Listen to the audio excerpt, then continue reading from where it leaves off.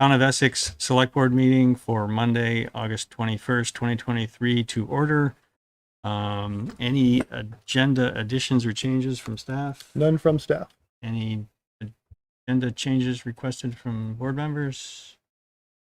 Okay, then let's move on to public to be heard. Public to be heard is a time for those who are attending the meeting to address the select board on town business that's not on the agenda.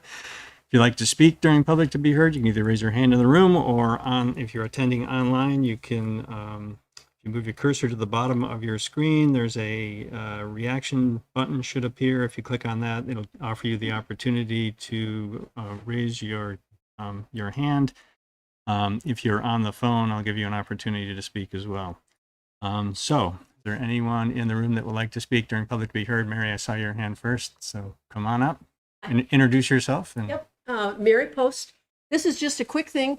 I hope that tonight, I even wore hearing aids, but if you could try to talk, a little bit louder into your mics, then maybe we'll have a better chance of hearing you. Okay?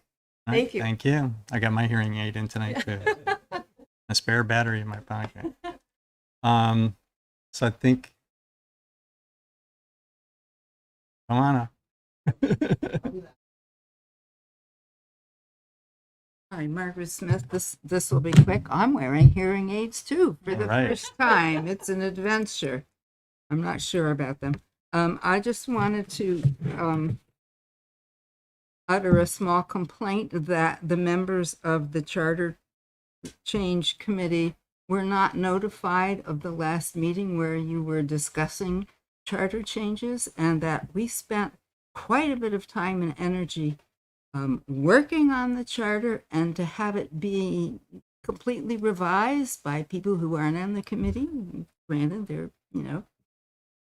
official people, but so, we didn't get any input into that meeting, any advance notice into the last meeting, and we got a few days notice into this meeting, and I'm not sure why there's all this revision, because we did a lot of work and it was accepted. Thank you. Yeah. Greg? Yeah, Margaret, I apologize, and to the rest of the Charter Review Committee as well. That oversight for the last meeting is completely my fault. I did remember it for this meeting, which is why I notified you all on Friday. That's when the packet was set and the agenda was set, and the comments were made from staff to the charter, proposed changes to the Charter Review Committee. Also, I won't speak for the select board, but there was no vote taken, so there was nothing formal or final at the last meeting. It's still an ongoing discussion. But again, I apologize for not notifying you, and I'll be better at that in the future. Yeah, I was going to mention that too, right? None of that's cast in stone. We didn't vote on any of it. We just, in fact, there's some of it that we still left open. We didn't come to a resolution, but okay. Sorry. Thank you for your, thank you for your comments. But I saw you. Okay, and then, sir?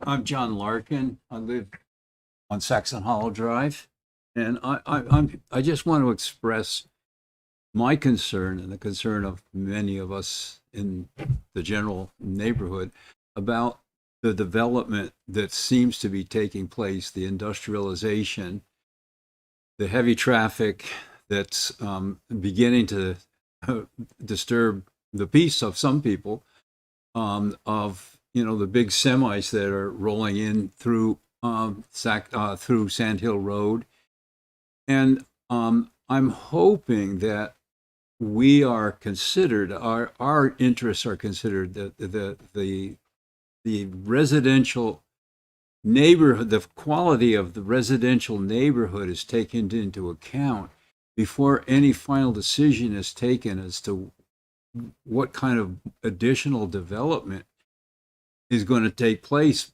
in our general area, because this is right on top of us. Saxon Hollow Drive runs parallel to Sand Hill Road, and in our particular case, where our property backs right up to the to Sand Hill. And so I'm just hoping that no precipitous action is taken. You know, final authority, I assume, it rests with you, with the select board. As to Sorry to interrupt, but for development applications, the planning commission has final review, and if you object to one of their decisions, it goes to the environmental court, not to the select board. So you don't have any say in any of this? our say is with regard to approving the development regulations. The planning commission has to operate based on the planning or the development regulations that are in place at the time that the application is put in place. And who makes those regulations? The planning commission develops them with the help of staff. So you have no say on that. And they do come to the select board, and we approve the final regulations. Yes. Yeah. Okay. Well, So I encourage you to. I know, and we're currently working on developing updating our town plan per statute. We need to do that for 2024 because it's been 8 years since our last update, and so and that's I encourage you to board get. matter? It's not the select board. The town plan is not the select board. No.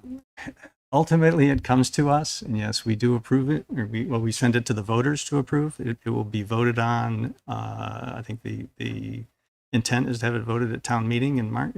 It's coming March. And so I encourage you to get involved in the process of developing the town plan. Yes, the select board does warn the vote, and then the town will all. Voters in the town will have the opportunity to vote on that town plan. And then from that town plan, regulations would, if it includes changes that would warrant changes to development regulations, then those have to go through the development regulation update process, which initiates with the planning commission and then comes to the select board. So it's a long process to make any changes. In any case, in our neighborhood, and you should be aware of that, there is some concern about what's going on. Thank you. Thank you for your comments. We are hoping that people are taking us seriously. Okay. Have you taken your concerns to the planning commission? I've been to a planning committee. I went to an early, I think it was in the spring. I can't remember when it was. And I did have a few things to say there. I'm not so sure that they registered. But anyway, that seems to be part of the question. Okay, thank you. Right. I think I saw Ken, your hand was next.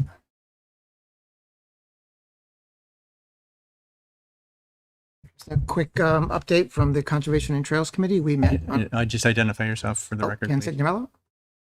And I'm going to give you a quick update on the Conservation and Trails meeting that we had on August the 8th. We had don't touch. We had 8 of 9 members present, started right on time. Interesting point at the public to be heard, Chuck Vile, our tree warden, brought in a relic. It was a map of the Saxon Hill area when Essex Junction still owned it. I think a copy of that will be attached to our minutes if anybody's interested in seeing it. It's quite interesting. We held an Act 171 public hearing to help the Planning Commission with the upcoming town plan. If you don't know, Act 171 is a law that was passed by the legislature, which encourages lack of non-fragmentation of forest blocks and trying to keep wildlife habitat connectors intact. We approved and adopted 20 recommended changes to the town plan in the action items section, Chapter 1, I believe it is, that relate to the Conservation and Trails Committee. We decided to participate in Explore Essex, and we set our date for the Indian Brooks Fall Cleanup for October 21st, rain day the 22nd. I hope to see some of you there. We adjourned at 9:30. It was a 3-hour meeting. Thanks. Yeah. Patty, I saw your hand go up.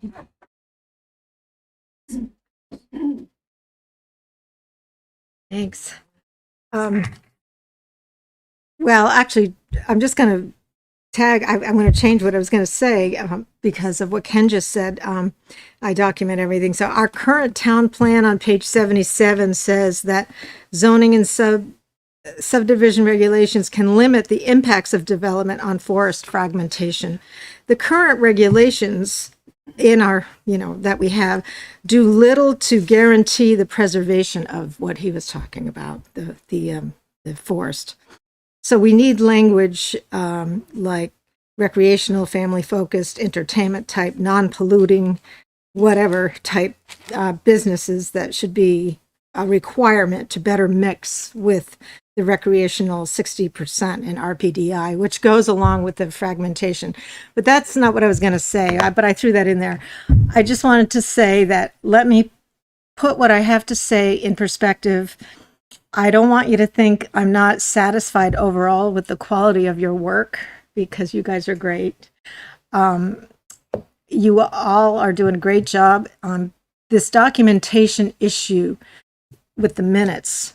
I've already addressed the planning commission. I'm going to address it to you too, just to be fair, is important to me.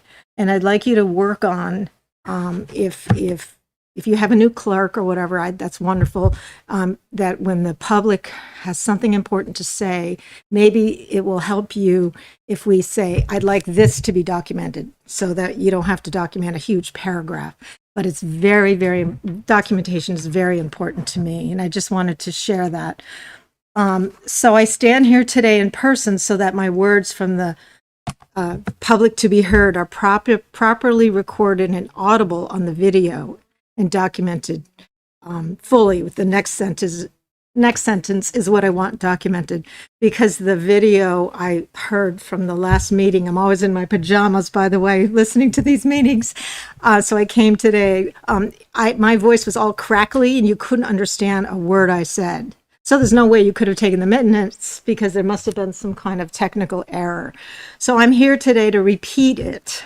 In the minutes, I'd like stated that every other town in Chittenden County has distribution industrial freight businesses just off the interstate, located miles away from the neighborhood communities and their adjacent roads. Milton, Colchester, Burlington, South Burlington, and Williston, to name a few, and that is a fact. You please go to Google Maps and zoom out to view of all of Chittenden County, and you will see for yourself. So that I want documented. You don't have to document the rest. There is a reason the residents of Essex have stood up against industrial development for 50 years, because the language in our zoning regulations in the RPDI, the 40% district, we want the use of that land. That use of that land is dictated by the voters of the town in the town plan. So what you said to John is great, because it's helping everyone understand the process. So I appreciate that.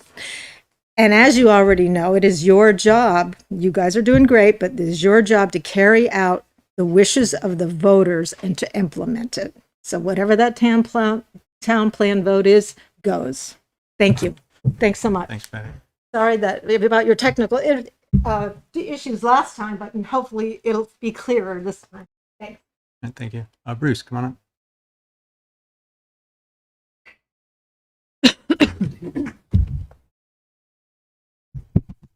Yeah, hi, I'm Bruce Post. I live in 1 Cindy Lane. I wasn't intending to speak at public to be heard, but on the issue of Saxon Hill, and you appoint members of the planning commission, so I think you should hear this. When I was on the board, 2009, 2012, I spent a lot of time studying the history of the RPDI district, and prior to that, UVM did an extensive history of that land.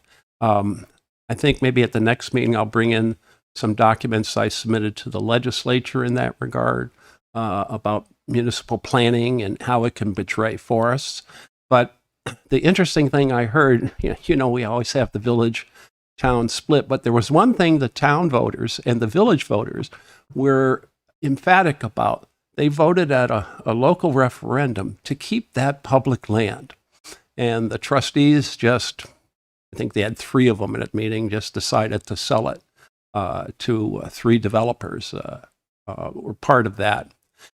there's been a great deal of suspicion on the minds of a lot of people that there's been stuff going on behind the scenes in Saxon Hill that betrays the public's concern for the integrity of that property. And I've been to the Planning Commission on some things, and I've always thought you should put a sign above the door at their meetings, abandon all hope, ye who enter here, because I've just never found it very sympathetic to people that don't go along to the intentions of many of the Planning Commission members. And one of the things I discovered when I was on the board, I was tipped off by a member of the Prudential Committee, was Hector Leclerc at the time was the owner of the property, was suing both the town and the Prudential Committee over the 01 zoning district, which is that little 90-acre section of Saxon Hill itself. Well, there were conversations going on, and then an email, which I have, which I'll turn in for reading. I think people should be aware of it, with the then town manager, Pat Scheidel, and Todd Odett, who is the deputy, and David Burke, who Larry Burke, and was representing Hector Leclerc about trading land for approval of housing and things like this, backdoor kind of stuff. I read that thing to the select board when I was on the select board, and nobody seemed to react. I went before the Planning Commission to read it, and Dusty didn't want me to speak at all until Bill Ellis ruled that he had to, and then nobody follows up. So there is a lot of frustration over the years about how that property has been treated, and also how the people who have a different point of view to the Planning Commission's interests have been treated too. So I just wanted to bring that to your attention because I spent a lot of time studying it. Thank you. Okay, thank you, Bruce. The Planning Commission needs to approve development applications based on the regulations that are in place, regardless of whether people in the meeting object. So it's a Yeah, I know that, Andy. yeah. But I also know those things get developed and are not always in the best interest of what a lot of the neighbors have said, and people that wanted to keep the integrity of that district. And those are decisions made by Planning Commission members. So then that's almost like a catch-22. Well, Planning Commission members develop the regulations, they have to obey them, but they develop the regulations, and that's part of the problem. Thanks. Thanks, Bruce. Any other comments? I don't see any online. I don't see any hands up in the room. Okay, let's move on to our first business item, which is discussion about budget goals for fiscal year 2025. It's hard to believe we've just barely finished 2023, and here we are talking about 2025 already. The staff is already starting to work on developing budget. And right, what are you looking for here? Just looking for input and feedback at this point of some of the goals that all of you might have going into fiscal year 2025. I'm meeting with department heads later on this week to start the budget process, start to think about what staff's going to be presenting and looking at. And it's always helpful to know what the select board has in mind as we start that process. Tracy Delphi is not here tonight. She had sent in some ideas. Happy to share those at some point. Or Andy, maybe you want to. You have them, but basically just looking for discussion about what you'd like to see in the fiscal year 25 budget, whether that's projects, people, tax rate increase, all of the above, anything else. Anybody want to start? I'll start. Go ahead, Kendall. I lost my train of thought. Just like that. Go ahead, Ethan. Okay. All right. I have a bunch of things, but I want to start with my high priority things first. That way, I don't drown them out with the little ones. One of the ones that comes to my mind is public works, specifically budget related, and then also focusing on contracts, and then Either could you going on to a new topic after that one? Yeah. Could I ask some clarifying questions? Budget related meaning what about their budget, and contract meaning just like last year we developers or last year we contractors? had in the mindset of bare minimum for public works, we got lucky with a mild winter. I think there's a lot to look at there this year. That's actually, this year is going to be the one that we're So Hoping for we're another gonna pay mild for winter, it for yeah. the year after. So Right. I just think there's a big discussion to be had about public works. I know the budget's a bigger overall, but I feel like public works is something that we need to focus some attention on for funding To status. be clear here, we're talking about January 1 of 2024 Right, to June 30 of 2025. right. Right. This coming winter, which is January projected to be 1st. a heavy snow winter. Right. We've already got the budget for that. We've already approved the budget that's going to do Right. that. Any- But yeah. Yep. We're making the year after's budget, right? Yep. So. Thank you. Um, Yeah, sorry, in contract, you talking with contracts with, and just in general, whatever contracts we have coming up. No, last year we had excuse me if I say this wrong, AFSCME. AFSMI? Ask me. So we'll be negotiating that contract. We expect to start that probably this fall. Spring, if I'll So say. when you mean contract, you mean employment contracts with, Yeah, I didn't know what else was coming up. okay, because we have contracts with union or- contractors, engineers, development firms, anybody who's doing work in town. Just wanted to get a clarification as to which contract you meant. Thanks. And then I had one more. I'll go. I'm skip. sorry. I'll come back. I It's derailed you, okay. I'm sorry. I have like 12 others that aren't huge priority in the back of my head that I want to save until I hear everybody else's thoughts. And then my other. Go ahead, Ken. Well, I was just for the budget season coming up. It was very helpful when Public Works and Water and Sewer presented an average of the last 5 years' expenses for their line items. It would be great if every department could do that, just so you had a good picture of where the historical spending has tended to be. And of course, justification for any increases needed.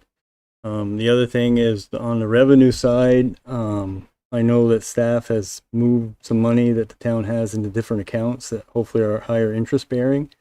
I think it would be good to show the taxpayers that you can make a difference doing that with your amounts. Mhm. I'd like to talk about the fund balance, maybe splitting that, putting some of it towards the capital expenses that we have versus just taxpayer relief. That's not probably for now. Don, got anything on that? I want to see an energy coordinator appointed, and it doesn't have to be a paid position.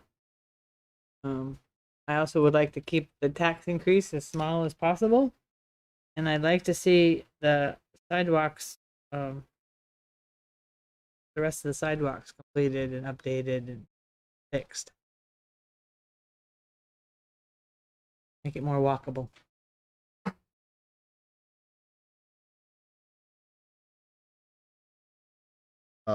Thanks. And in the meantime, if there's any sidewalks that you're seeing or hearing are in particularly rough shape, please let me know. I know there's been so much on the Alan Martin Drive thing that we've heard so many times, and I haven't seen any work being done on that thing, and it'd be pretty dangerous to be walking.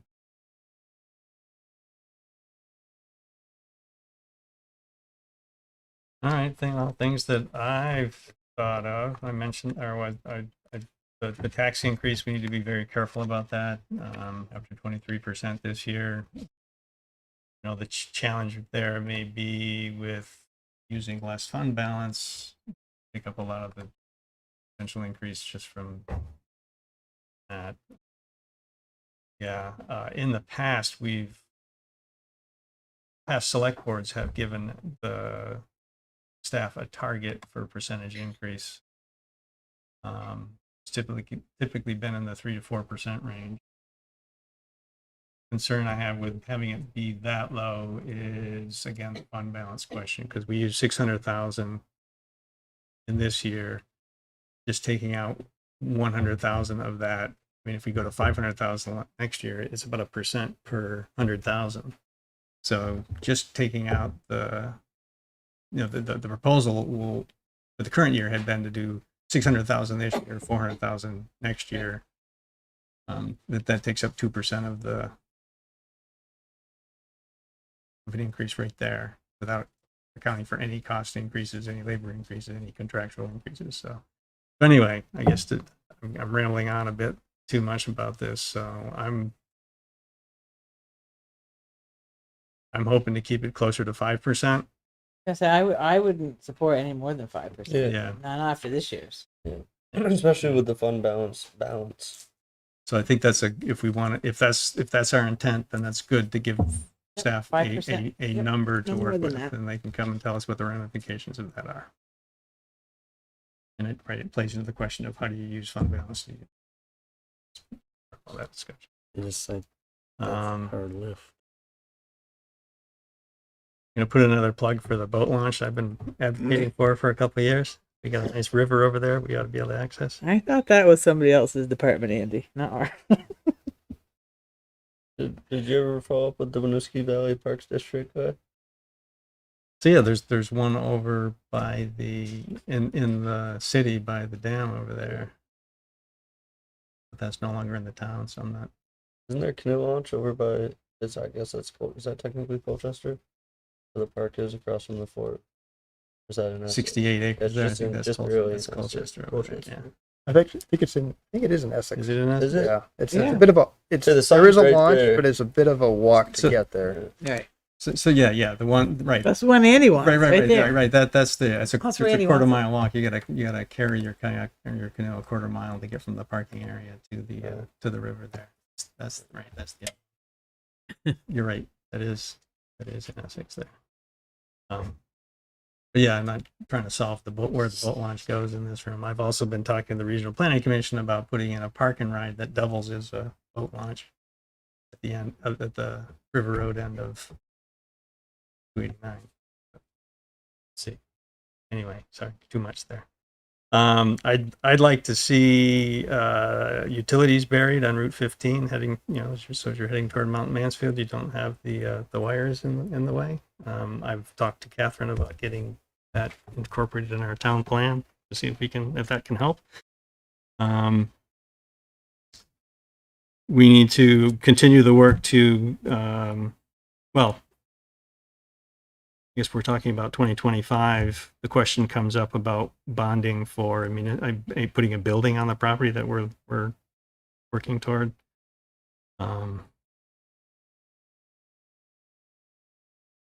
So given all the other changes, is there headroom to ask for a bond from our residents? Parallel with that, developing a plan for I guess I'll call it excess property, the property that we don't use for our municipal complex of the 30 acres that could potentially offset some of the costs of putting a building up. There's been talk for a couple of years about a housing trust fund. Do we yet feel that we have the ability to kick one of those off? Don,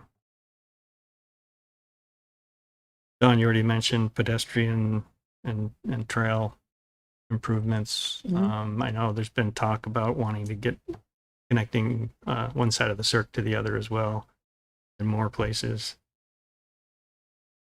So what else have I got here? About a second access out of Essex Way neighborhood on the end there. That incorporate. Yeah, that's in our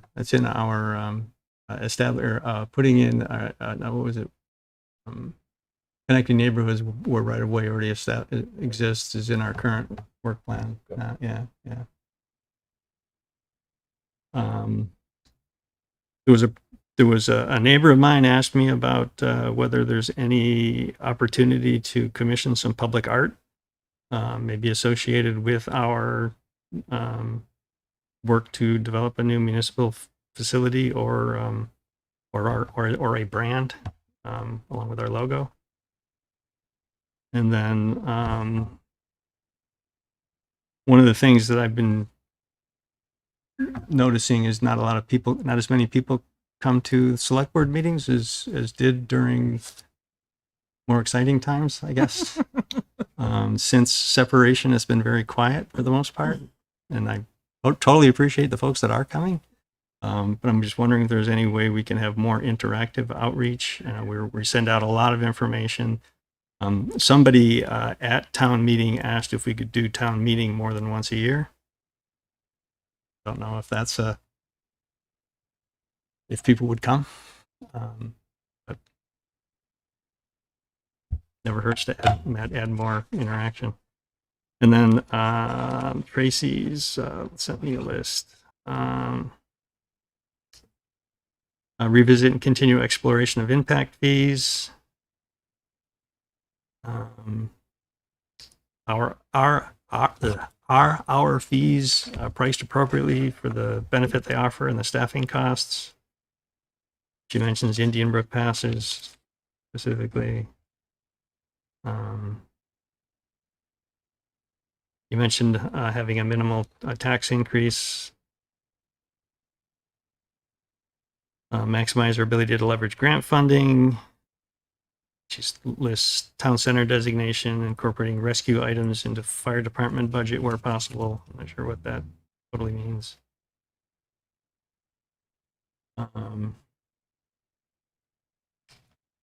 Capital budget, make sure we're budgeting enough to avoid the need to go out for bonding, and increase communication, which I had mentioned as well.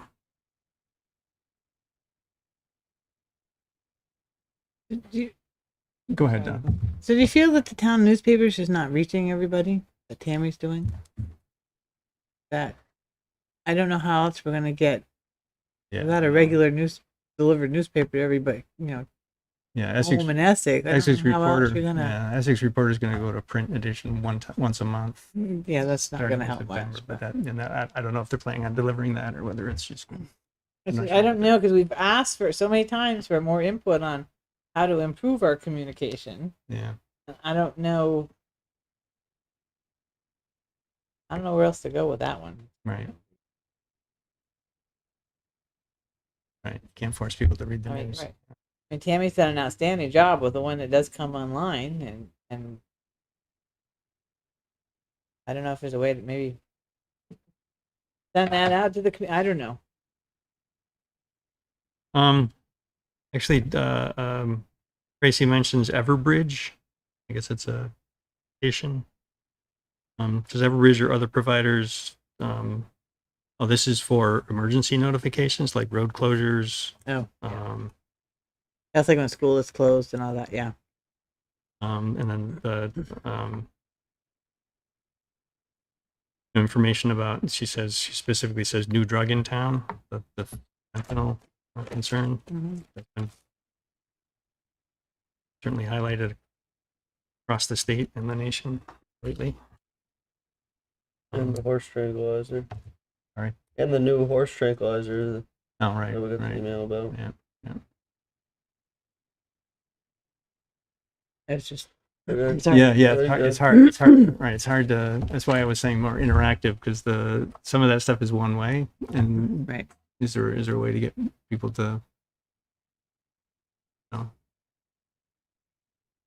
I don't know how to make that happen more. I mean, I got stopped at my neighbor occasionally. I got stopped at the grocery store. Those kind of things, but I mean, because every year I hear we got to Yeah. improve communication, and yet we don't seem to be making as much progress as we wanted to in it. Yeah. Just a thought. Go ahead, Ethan. I'm sorry. Oh, you're good. I just didn't want to forget because I had a couple new ones jump in when I heard Andy and Tracy's comments. One of them that I was thinking about before that I had just forgotten was the capital budget in the 5-year plan. I know we're gonna work on that this fall. But if we don't get that finished, I'd like to add that. And then with the capital budget, obviously we're gonna look at where we're at with last year and the capital tax increase. But I think that that's important to remain on there. Capital budget standing alone from the 5-year plan, and the tax rate specifically. And then one of my ideas that I've been holding on to for I think almost 4 months now, Greg, the fee structure for out of town residents renting municipal buildings.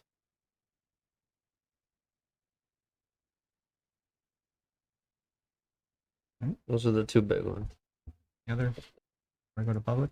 Yeah, I was just going to note that there's a fairly spirited conversation on Facebook that happens every now and then whenever taxes come up. Mm-hmm. And one of the things that was brought up there that I thought was interesting was a council member asked for some specifics of the budget. And maybe we should ask the residents in a forum or something formal of where would you like us to make cuts? Where would you like us to tighten the belt? Where do you think there's excess? Because you mentioned 5%, and I just don't see 5%. You've got some big expenses coming up, but you've still got inflation. Yeah, so I mean, throw it to the public. Maybe we can get some information, constructive information. Anything else from the board? Okay, any comments from the public? Patty? I was just delaying by putting my glasses on. Yes, please. So that everyone can hear you clearly, so that your comments can be documented appropriately. Somewhere in that pile. So I just went to a conference, so I'm glad you guys are talking about this. It's great. It's a rural development conference. Peter Welch, talked, and a guy from VLCT, I forget his name. Ted Brady? Yeah, Bradley? Or, Ted Brady. That's it. So what I want to share is what Tracy was talking about, ideas for the communication. You guys are all talking about that. I went to one class given by the head of the planning commission in Williston. She was great. And they started their town plan in January, and theirs is due the same time ours is. But what they did for public outreach and communication, it's called Open MENTIMOTE. It's some I'm not a computer person, but it's some thing that you can go to where they constantly would throw out those questions that Kendall just mentioned. I can remember off the top of my head, where would you like to see development occur? That was one question on this mention note that went to everybody. It's a computer program. Question 2, what type of development would you like to see? And maybe in our case, how quickly do you want the planning commission and the public works department to get their, goals on the same page? Throw it out to them, because the reason I say that, this class was great. And they are Wilson, they're ahead of us. And here's a suggestion. And she had slides and everything. So she showed that on July 4th, you know how we get together at the Essex Experience? Well, they had like a booth, just a tent, and just throwing out ideas on what the planning commission is working on. They haven't voted yet. The town plan's not till March. But just so that people are informed and they could casually talk to the planning commission members, could casually talk to the public as they're walking by, like at Essex Experience. It's a much less threatening environment than going to a planning commission meeting where you feel intimidated. Even I feel intimidated, and I was on the commission. But anyway, and they would get that feedback, and she said, I just would write things in a little journal, and that was July 4th they did that. So public involvement started with this stuff in January. This MEN, I can spell it if you want to write it down. MENTIMOTE.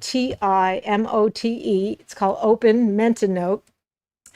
And then by doing what Kendall just said, asking the public, they're going to step up and they're going to trust you and they're going to want to work. And it's a fabulous suggestion. I just wanted to throw that out there. So that's what they're doing. And I've been studying towns around us because, we need to. Oh, I have to tell you one slide, not to put us down or anything, but so she put up a slide that, they're all computerized, and I hate the computer, but there's so much, they're so forward. They had this note, and they show before each meeting, they actually go over the meeting law and the rules of open meeting law. Every single meeting, they take a second and do that. And then on the other side of the slide, our planning commission schedule, it's all typed out. She said, this was 20 years ago. See, they had the page that looks like us now. And I'm like, oh my gosh, I got to share it with our town. So that's it. Thanks, Patty. Bruce?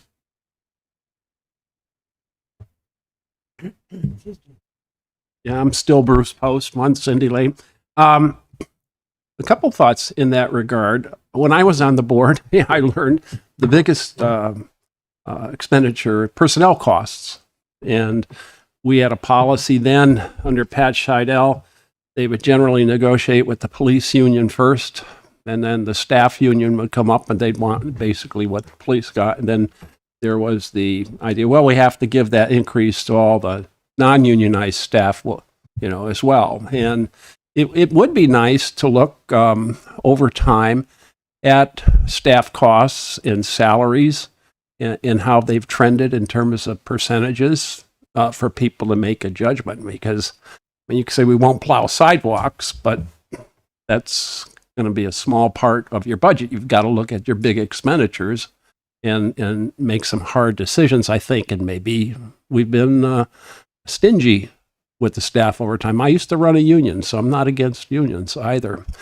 Second point, one of the big issues with the Essex governance group, which goes back a long way, and one of the things, Susan Clark, who has written a lot about town meeting and local governments, said that there was great dissatisfaction with the level of communication. Now, sometimes I don't think people pay attention, quite frankly, and I'm not going to blame it on public bodies for not communicating, but it was felt that there was just not enough communication. One other thing, last thing, and then I'll be quiet for now. We had 3 meetings online during the pandemic about what to. Oh my God! I'm about to go.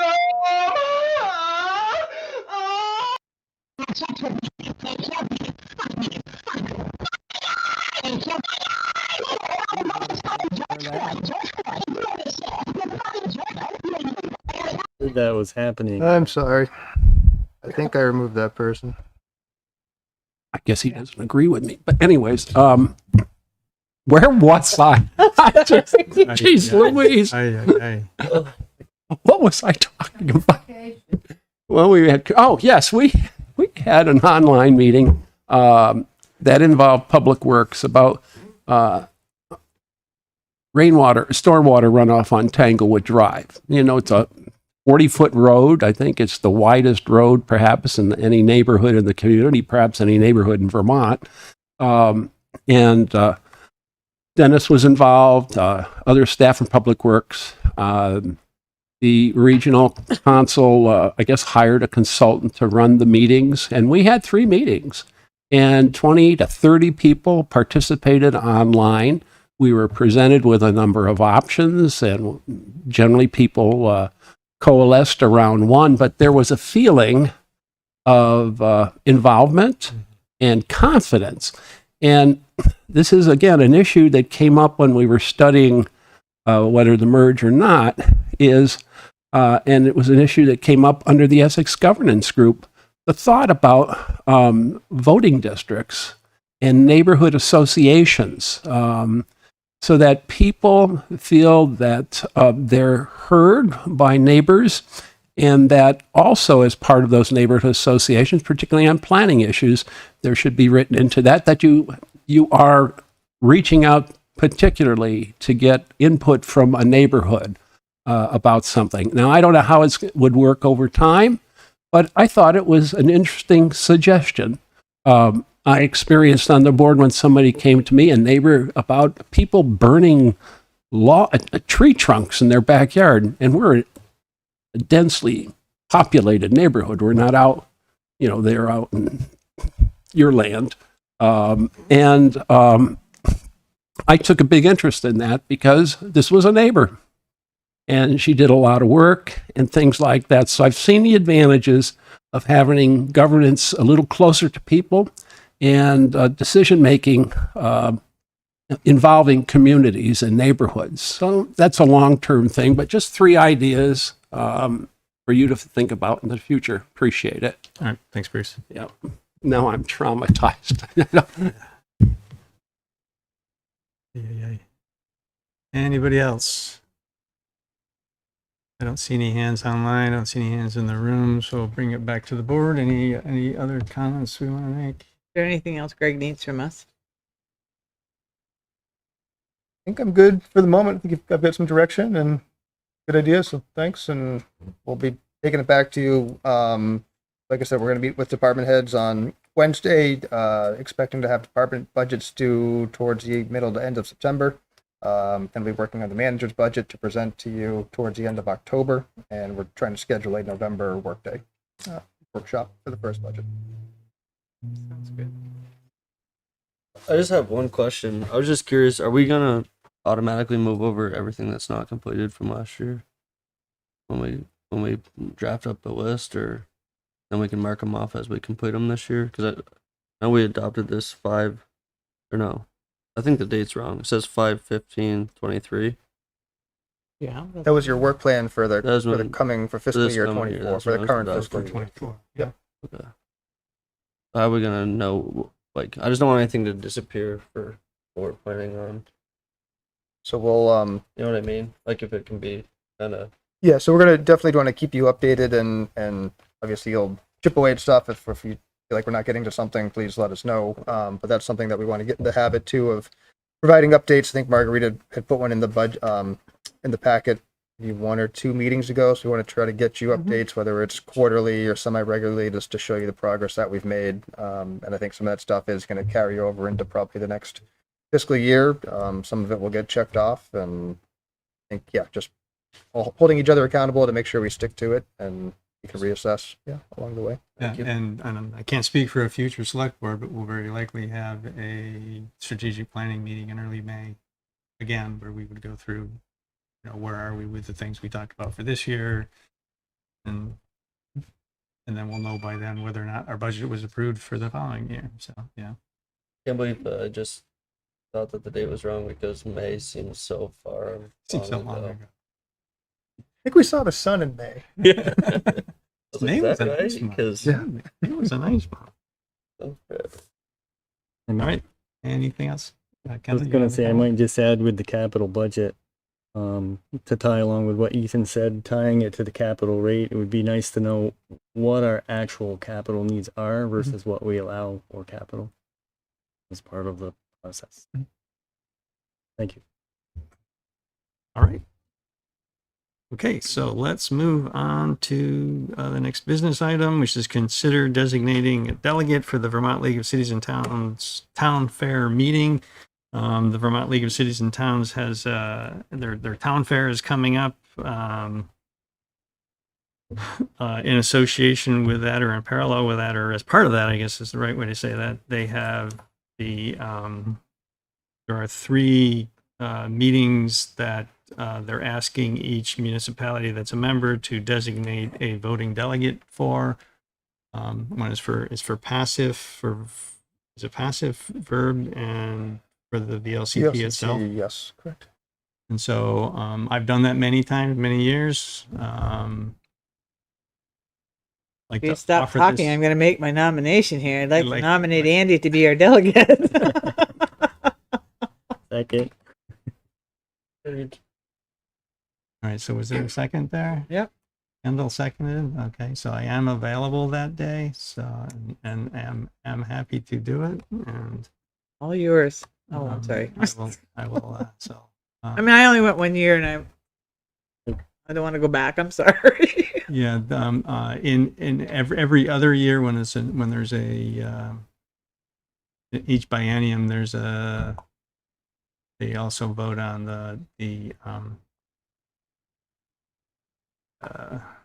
their policy. Well, they're not doing it this year because it was done last year. So policy stays the same through the second year. So I might just note, do we know if Tracy is interested at all? He's not here.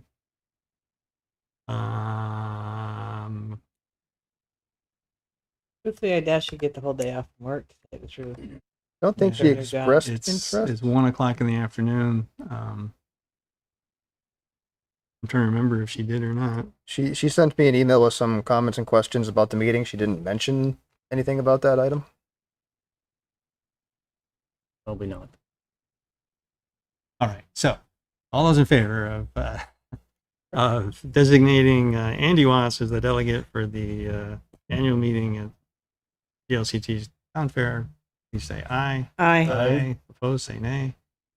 Motion passes 4-0. Okay, I will let Tammy know to sign me up for the other activities for the day as well. So Sure. go for the whole day. It tells you when it's completed. All right, so now the next. It tells you when it's completed. Uh, It is updated. no, Yeah. I know what that is. Sorry. Okay, we'd miss something. Nope, you're good. All right, so next item on the agenda is to carry on with the next couple of chapters of the charter. Chapter or the subchapter 3 is about ordinances.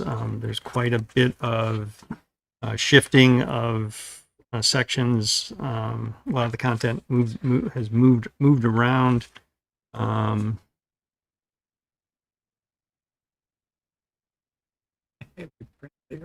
And so, Don, you were part of this discussion, and or maybe we could ask members that are here to comment as well as to what the intent here is. Is there anything? What's actually changing, or is there They anything? just put them in order. I don't think anything actually changed. They just put them where they belonged. So there was no duplicate ordinances. They're just Right, they so- moved it to sections 302 and 303. Okay, so section 301, all of the content that's crossed Yep. out was just moved somewhere else. Yes. Yep. Okay. Yeah, nothing was changed. It was just moved. And there again, to help with the flow of the way the charter reads. In 302, though, there were some actual changes. Mhm.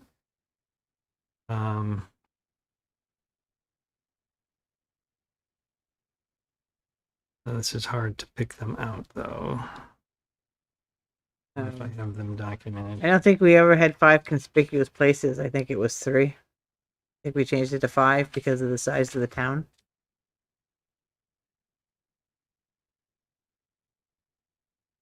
And then 1 formal publication. Did the number of days change, or did I misread that? 2 weeks. Wait, I don't believe so, Ethan. thought I read it. Can't see it. There's Can't see nothing the here, notes for so some I don't reason. see it. Yeah, I don't. I had made a comment. I couldn't remember if it was 10 days or 14 days. I could not. There's another section where there was a 10-day and a 14-day change that's not related to this. Maybe that's what. Yeah, there's Yep. another place. I just where- remembered reading But something about as the far as days. publication, we're trying to give people more time, I think, with the 14 days to get the information out too. So, yep. So that really, there's nothing. Posted within 14 days. But one of the challenges here is that our town hall is no longer in our town, right? So, Yeah. that's 5 places in addition to here, if that's the intent. Mm-hmm. Because a lot, well, you don't get enough traffic through here sometimes. Look where the posting is out here. I mean, I check, but I don't know how many other people coming Right. through the door are going to check to see what's posted. Right. Whereas Right. if you're at the post office or the library or wherever else we post them, it's just to get it out there. So yeah. For So some I don't- reason, I can't see all the notes on the side of my screen. They're like gray. Well, some of them don't have any notes there. Yeah, There's I no know, notes but there. I was reading. I just remember reading something about, and Greg made a point about the 10 days, or Andy, wasn't it 10 business days? Now it just says 14 days period. Well, and then that would take care of the 10 business and the 2 Yeah, but 2 weekends. if you have a holidays, then you're not including for the post office. I think, like I said, I think we went the 14 days because it gave us more time to get the word out about the hearing. So whatever we're doing. I'm thinking of a different section. Ethan, yeah, I think it's in a different section. And when we get down to that, I've pulled up the Word document. I did make a fair number of comments in some different sections, so Okay, I see the it. whole, I see it. the entire comment may not show up on the PDF, but I can pull it up here. I'm sharing the screen up on the computer too.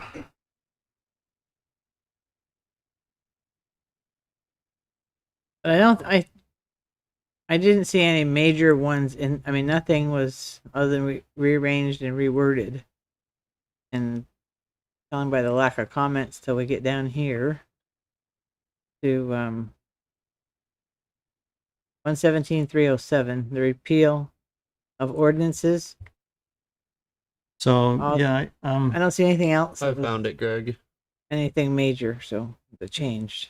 And Don, I didn't, I made a fair number of comments elsewhere in this document. I didn't make a ton with ordinances because, Right. not that I didn't have any, it was just, it was Okay. with the number of changes, whether it was, just reordering or actually making changes, I didn't go through that. My one primary comment about the ordinance adoption is that there's state statute that's fairly straightforward. It's different from what we do now.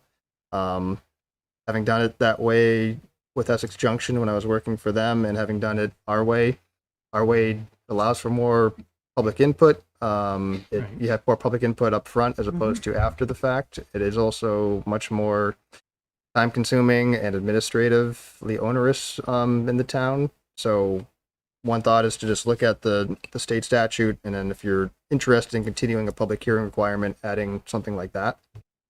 There's a lot of language in here. And if you wanted to go towards the state statute, you could say, ordinances shall be adopted in deference to state statute, and go from there. But that was not to say that we can't keep doing what we're doing. It was just my staff comment. Well, and I'm also not sure, a lot of this I thought came out of, they went and they looked at the state statute when they reworded something. I looked at the state statute a little bit, and it does seem like there's some overlap, which is another Yeah. general comment of if there's chances overlap, where we why can just have it? refer to state statute and not have to Okay. make multiple updates. That's always helpful. right, why have the wording in the charter if it's already in the statute?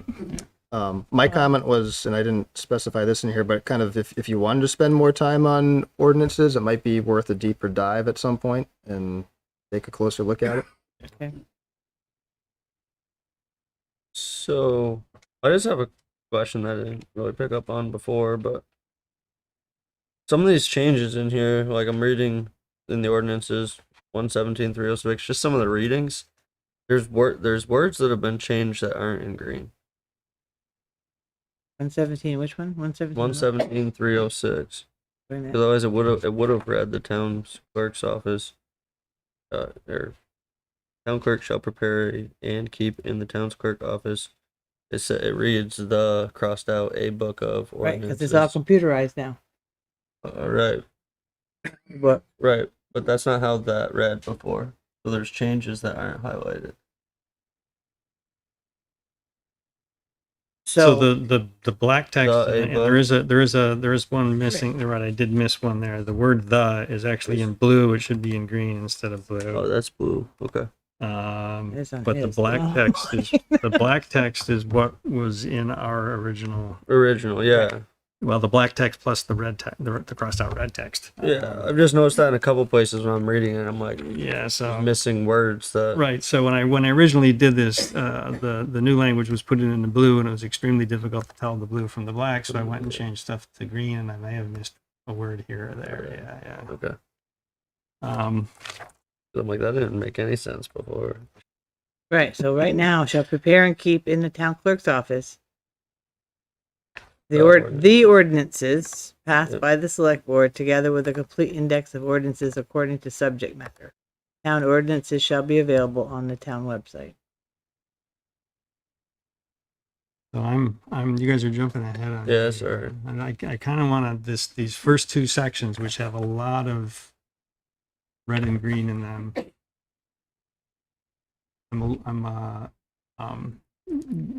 Greg suggested doing a deeper dive into this content to make sure we're not inadvertently changing anything. And I understand, yes, it's been folks who worked on this put a lot of effort into it, but I don't want to accidentally miss a couple of words that change meaning without it So being you want to go clear back that and we're do an ordinance review, is that what you're saying? I'm given the extent of these changes, I'm a little leery of just saying, yeah, okay, these are all okay. And maybe it's my fault for not having looked at this in the last 2 weeks, knowing this was coming up. That this language needed to be reviewed and cross-checked. Or we can just say, I don't know, do we accept it contingent, we're actually not accepting, we're not No. voting on anything tonight, but, how do others feel about the extent of the changes in those two sections without a clear vision of what's actually changed? Don, you said that, and, there's a question about the number of days. There's also a question about the number of posting places. Well, that was Yeah. what they were recommending in there. I looked back about where I had saw the other, and it was the town meeting posting, and it changed from 10 days to 14 days, and it doesn't have, none of them have business days. I must have thought in my head that should be Okay, included. we'll get to that. All right, but I'm talking about publication, because other than that, publication, I don't see anything that's drastically changed. That's the first item. The other question is, do we want to have all this language in here or just reference statute? The thing that we do differently than from statute, my understanding is we allow 2 public hearings. It's not required, but it's allowed. Is that how? It works? I want to double check this, but my memory is that when you pass an ordinance by Vermont statute, it basically, the select board can adopt the ordinance. It's adopted, it takes effect in, I think, 60 days. But you have to warn a public hearing and hold a public hearing, I think, within 2 or 3 weeks after the ordinance is adopted, and then it can change. The way the town of Essex has done it is that you have a public hearing. Well, you go through the work process to make any amendments. So you have a public hearing. You can then adopt the ordinance preliminarily, essentially, and then you have a second public hearing. If there's no changes, then you can adopt it, and it takes effect either immediately or at a specified date. You essentially do the public hearings before it takes effect. In Essex, the way the state is to do it, you adopt the ordinance, takes effect after you have the public hearings.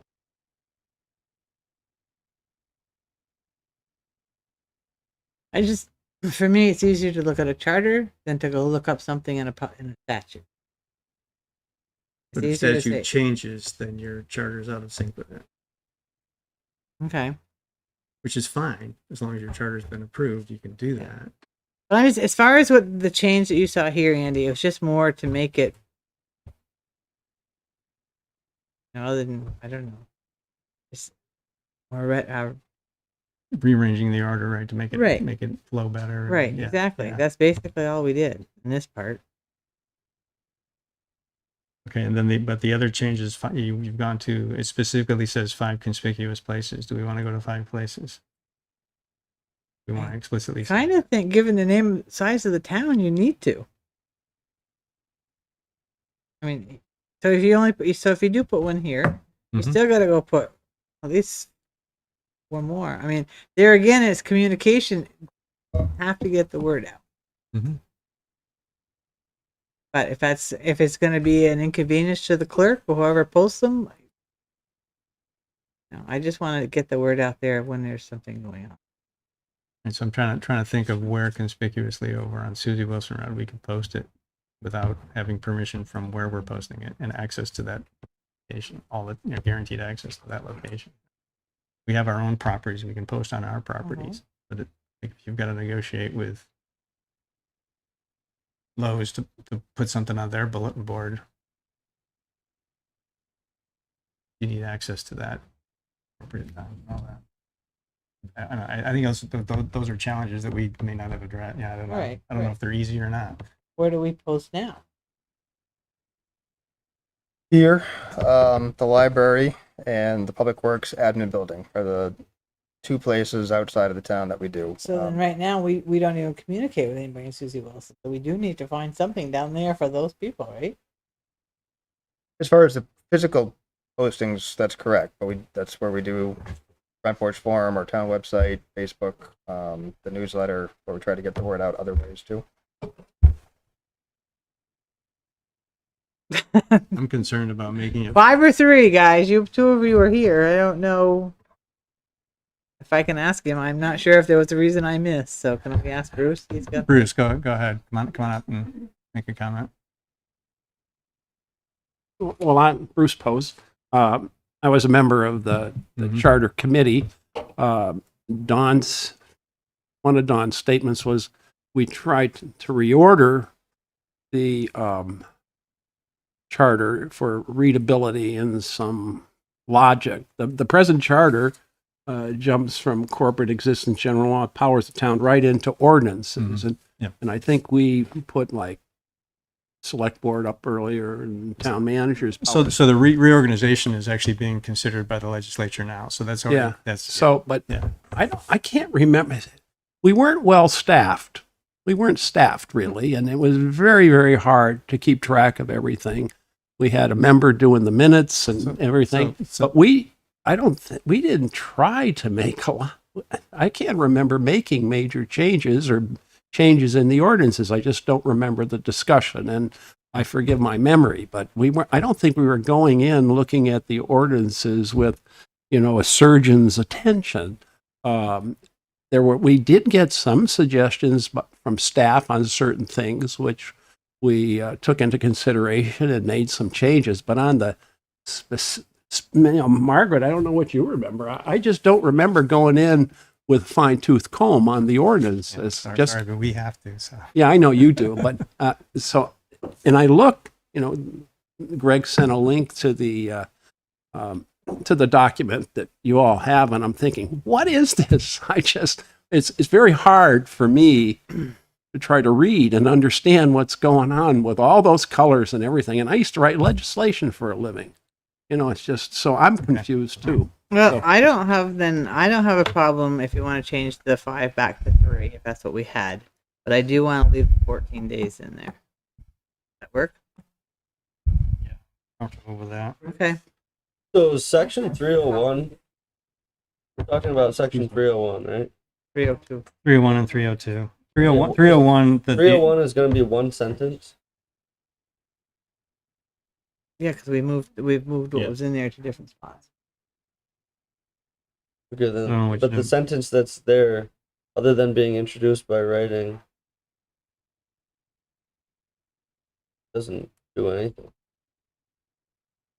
No point of even having that section, Find where the 5 days. right? That one sentence. I'm sorry, I don't know what one sentence you're talking about. It says every ordinance shall be introduced in writing.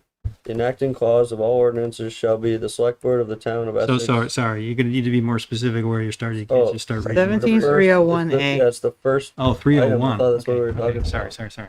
That's why when you guys are jumping into the other one, I thought I was jumping ahead, but we're not even talking about the first item. So that's not a change. That sentence was already there. Well, right, but the whole rest of The it whole rest of it. is eliminated. It's It's been moved to another section. because it's been moved to another section. So why don't we move that one sentence with it? Well, that's where you could There's no also point put having in. that sentence there. Doesn't mean anything. Okay, that's also where Greg said it needs to say that it'll be based on state statute. That's where you could put that section in there. Every ordinance shall be introduced in writing. The enacting clause of all ordinances shall be the select board of the town of Essex per state statute. That work? But we currently don't do it exactly per state statute. Right. Right. This is Okay, I see. this is Yeah, part of, this yep, is yep, part of yep. the difference is, do we want to, we can, that's a choice we can make to change it to just to strictly follow Mm-hmm. state statute. In fact, when we were having merger discussions, this was one of the Yeah, I big remember. sticking points was this. Because had we like our right. two hearing thing. Yeah. And so do you want to stay with more public input, or do you want to go to a single hearing, Yeah. potentially a single hearing? You could still do that, but then explicitly state what our differences are, and in this, more simply state what our differences are rather than all the language. But still think you need a placeholder there, or you're going to have to move everything up, Ethan. Well, right, but the subsection is ordinances. 117.301 ordinances, method of adoption and enforcement. So it should have the method of adoption and enforcement in that section. And it's not, all that information's been moved down to publication. 106. From section 106, with most of the content moved to sections 302 and 303. Right, and 302 is publication. Right. We need to have an ordinance, method of adoption and enforcement. Right, we can work on titles. I mean titles, but why wouldn't you just leave the whole subsection 117.301A is the information on the method of adoption. Mhm. Why is that not? Why wouldn't that stay there? Because it's down here further. It's just moved down. Yeah. It's further down. Right. So- That's a valid question though. But it's Why moved don't down we- to Let's what? leave a question Why mark not? there till we visit the rest of it, and then we'll maybe come back. How's Okay, that? but where's it moved down to? Just a minute. I just saw it. The proposed ordinances are here. That's okay. Then keep going It's right down to below. consideration, public hearing, and adoption of ordinances, Okay. 303. And then the enforcement is 304. Effective date is 305. 306 is filing and accessibility. And then what happens if there's a repeal? So it's all there. It's just broken down into the sections so you can see each of the steps. So But- eliminate 301. But you're right, 301, that whole, yeah, I would say,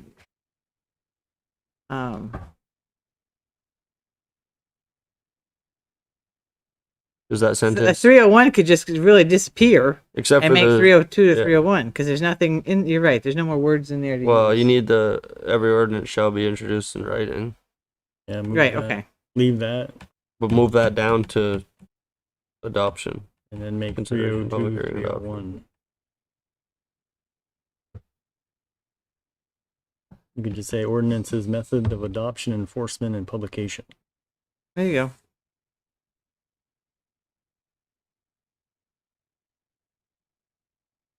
And it shortened the charter. Right? We were trying to make it readable and Okay, I'm looking for some clarity here. What is it you just proposed that we go ahead, Kendall, you said it. what would you Started with say? 301. It says ordinances, method of adoption, and enforcement, and publication. And then break it down into the next section. Yep. And then make it A, B, and C rather than section 302 and 30. What you're saying? That works too. So okay, It had to be A, B, C, D because you have enforcement at the end. yeah, I just didn't say that.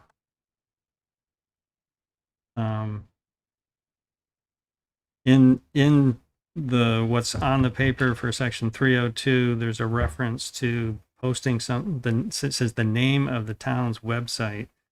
Do we know forever that the town will have a website?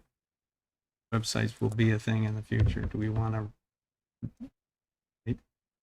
Oh, Andy, that Could be holograms, you know. okay. Just I would rather leave it in there if it has to be adjusted later. I would hope the town maintains a website as a form of communication to the public. Yes, it'll probably change in the future, but Right. then you know what? The future charter committee or future select board can revisit it. fix Yeah. that. Well, kind of like they had to take out the written copy of the ordinances. Right, Yeah. because it's all on, yeah. So this section B here with that list there, it goes 1, 2, 3, 4, 5, all the way up to 8. Well, it's pretty much, All of that's probably in statute, right? maybe not. The only thing I see as something that is just me. Number 4, the name, telephone number, mailing address of a town official designated to answer questions and receive comments on the proposed ordinance. Mm-hmm. All of the select board members' names and phone numbers are on the website, but their addresses are not. That's per your permission. You don't have to. Right. That's mailing your phone oh. number up there if you don't. All right. Um, So I wouldn't make that. agree- I wouldn't not make agree to- that. I would not agree to put my address up there. Well, This then- is Me already either. this is already in the charter. This Right. is just in a new location in Yeah. the charter. That's why it's green. Yeah, I'd take that out. Those words are already in there. That's also typically, town official in that case is Like- typically going to be a staff person, so Right. me or the Oh, that's police right. or, It's going to be Parks 81 and Main Rec, Street, yeah. basically, yeah. It's going to be it'll be 81 Main Street. Yeah. Not somebody's Okay. It personal. just seems like a weird No. requirement. No, it's not personal address, it's a town address. It's already in the charter. It's just Right. in a new location. Yep. It's not gonna- So green isn't new. Green- See, that's the. Yeah, this is confusing. That's why I need that's to know why- what's new language, what's old language. I don't, language that's moved, but it's too much. Okay, do we want to do a deeper dive on this one and have a more explicit? This is text that was moved. This is text that is new. I think that might be. And revisit this at a later time to go through the detail of that. Is that what you're suggesting, Ethan? I'm just confused. It's very Is hard. is It's very everything hard. that I'm reading in 17302 that's green? Is that new, or is the section below what's striped in It's- red? Is that supposed to be black? It's information that was taken from this part up here, 301. Okay, so it should be black. And it's put right down in here. We moved it. Okay, so but this is new. This top section, Which up here? 302. No. 302. I don't know. And I can't explicitly say that. I can't find that language. I'm struggling as I look at it right now to find that language up above somewhere. I don't know. It's not. Right. I don't know what's new and what's moved here. You're right. It's confusing. Because all I did was make a comment that in section 302 it was information or text that was moved from 106 with modifications. So yes, some of that's new language. Some of it's the list. The 1 through 8 list wasn't a list previously. It was a paragraph. Right, so it is a change. And so it is a change Right. in that regard. I can't explicitly say that all of that language is exactly what was in the old charter, or whether it's. No, I see the specifically sentence words. now. It's not. Yeah.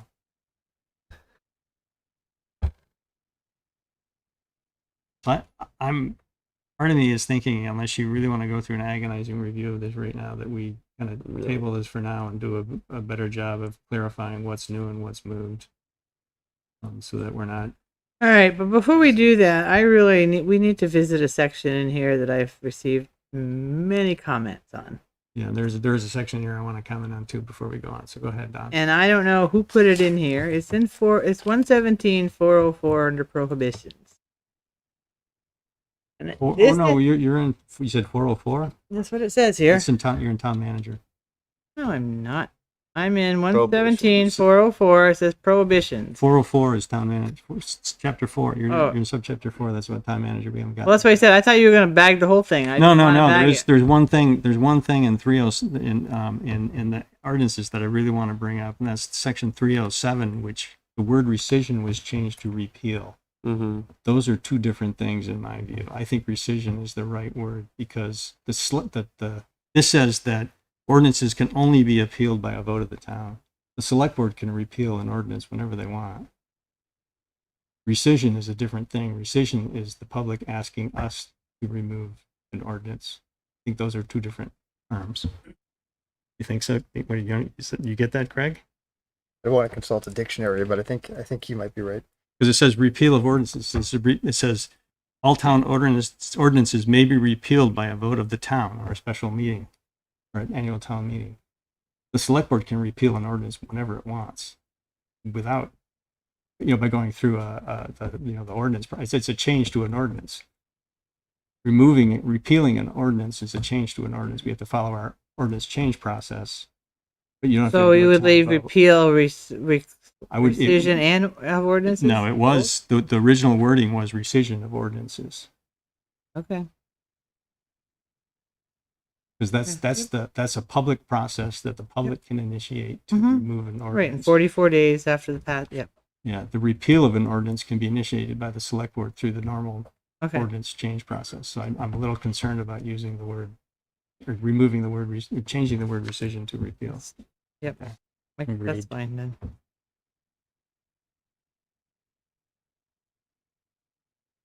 Okay, but other than that, I think we should go through and make sure we're all clear on what's new language, what's moved language. This is hard. No kidding. Uh-huh. I no. Honestly, I'd recommend moving forward with these charter changes, having side by side printed copies so you can refer to the original. The sections are all in different places. Yeah, I know, but Yeah. just to have it on paper to be able to see clear as day, read, this is what it read before this title. Because when it says I took so and so from 301 and 302 and moved it to 106 or whatever, and I can look at 302, look at the new section, and clearly see what it reads. Yeah. and then look at the language. You know, just me personally, we've seen it side by side on computer, and it's atrocious. Mm-hmm. We went to this form, and I think, and obviously this would have to be moving forward, but moving forward, having it printed out at the meeting before, so we would have 2 weeks to review on paper. You know, it doesn't help the trees any, but it would be very helpful for myself. And if nobody else wants that, I would love to be the only one to have that on paper, so I can It actually. would make it easier to understand where the changes are Yeah. different than this Yeah. Yeah. It's purple, green, and yellow, Maybe or we whatever's should popping up here. Print Oh, yeah, off a blue couple one, yeah. copies to have here at the town office for the public if they're interested in taking a couple home. I think that's probably our best path forward because I'm uncomfortable now about reading things that I thought were new that might be just moved from moved from the, you know. reformatted.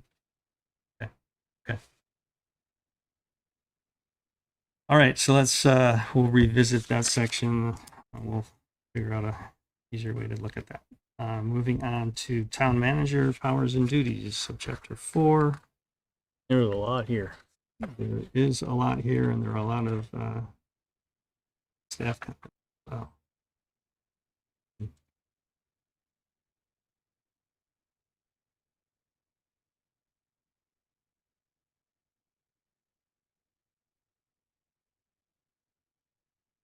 So, Greg, where are you saying what is too restrictive? I'm not, can't tell where your, again, where Yeah. your lines have gone to here. There's a lot of comments and a lot of lines. If you would just want to go in the order of the comments, I suppose, and certainly speak up if something else jumps out. The first comment, a lot of these powers and duties are already spelled out in statute. That just kind of refers to the entire section about town manager powers and duties. Okay. So just a general comment and reminder again about what's worth putting in the charter versus what's just referring to state statute. As far as the second comment, that's referring to the addition of the select board shall appoint. The addition is by a majority vote of its total membership. That struck me as redundant. Just the select board always makes its decisions by majority vote. Minor change, minor comment, but that was one of them. I would remove that. do we want to go line by line here? Do we need to clarify that it's done by majority vote? I mean, everything is done by majority vote. Yeah, I mean, everything is done. by Everything the- legally. Well, we don't do anything illegal. Exactly. So strike that. I mean, the whole that's where I get with this before with the other section too is the main complaint was readability and how long the charter is, and then we added in a million words that are, to me are simplified words that take away the meaning of a more complicated word that personally I'd have to look up a few of them to see what they truly meant. But there's so much language in here that's added that, you know, I don't know if it needs to be there, it doesn't need to be there, but a lot of it seems like it doesn't need to be there because it's just more to read, and it doesn't give any more meaning to the sentence. Our charter was 8 pages, now it's 23. Right. So I don't know. I just see that time and time again, and if there's a valid argument for why it was added, I mean, love to. What I guess, Ethan, I missed, what got added that shouldn't be there? The phrase by a majority vote of its total members. Okay, but which section is that in is what I'm asking you. It's in 401, the first sentence of 401. All right, so I haven't gone far enough. Wait a minute here. All right. 1/7. And again, I don't know if any of this language was moved from a subsection or if this is all new language because it says from section 601 with language. But then I go down to 601 and those aren't direct sentences taken from that section. They're words taken from that section with added words. But it's not a simple. You know, as soon as you change one word in a sentence, the sentence has a different meaning. In my opinion. 601 was originally only 2 sentences long. It said the select board should appoint a town manager under and in accordance to Vermont statutes annotated as amended from time to time thereafter. The manager shall have all the powers and duties as set forth in that chapter and in this charter. So the last sentence in there was struck. And much of the rest of it Changed. was added. Oh yeah, Um, but there's still some words that were there. The words that are black were there originally. The words that were black were there originally, and the red strike through was the original content of that section. All the rest of that is new. It adds in the fact that the majority vote, that you have to have a majority vote of the select board. It specifically says of its total membership, you have to have a majority regardless of how many people are in the meeting. You got to have at least 3 of us. And I'm not sure why that's there. That's Right. So I think that can come out. The next added sentence is the select board shall allow an opportunity for public input prior to the selection of town manager. Yep. So hiring of the town manager is the select board's business. That's what we're elected to do.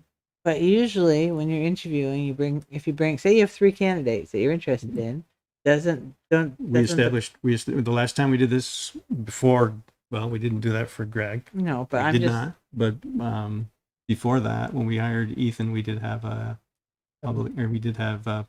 panels that came in. that's what I'm participate. saying. This is allowing you to do that. That's all. That This is you've got requiring input. us to do Forcing that. you to do that. It's requiring us to do that. The shall. Shall allow for an opportunity. Doesn't say you have to. No, shall is you Shall is must, you- you yeah. have to. Yeah. May is Oh, the, shall. is the word that sometimes is interpreted as making it up. Well, then select board may allow an I opportunity. don't think you need to. I think we've done it before without explicit authorization in the charter. Okay. I don't think it needs to be in there. I think it's restrictive to our I mean we were voted in to hire a town manager. You also don't know what's going to happen. I think it's a good goal. I think if you have, Pat Scheidel is retiring and you have 6 months notice and there's plenty of time to go through a process, great. If I drop dead tomorrow, what are you going to do? It's just somewhere I just want to. Yeah, I see what you're saying, and I understand that. But also, in a regular occurrence, nothing unexpected. It's important, I think, that the public have some input into their town manager. And we are elected to represent the public, not ourselves and our opinions. So I think it's important that we get feedback from the voters as to what they want to see in the town manager, and to have the chance to interview 3 or 4, whoever many candidates, you end up with. That's whether to change the wording. I don't have a problem with it as long as it's still open to the public that they can, meet and greet and have feedback into what they're looking for a town. I just have a question for you because I've never been a part of this, so I'm asking for learning. But isn't that a public process? Interviewing for a new town manager? No, So you can have a quorum and no, it's it's a executive select board session. process. It's not a public process. This is not done in public. It's Well, there's- all in executive I'm session. trying to remember how we've done that in the 'Cause otherwise, past. I it's a mean, public meeting.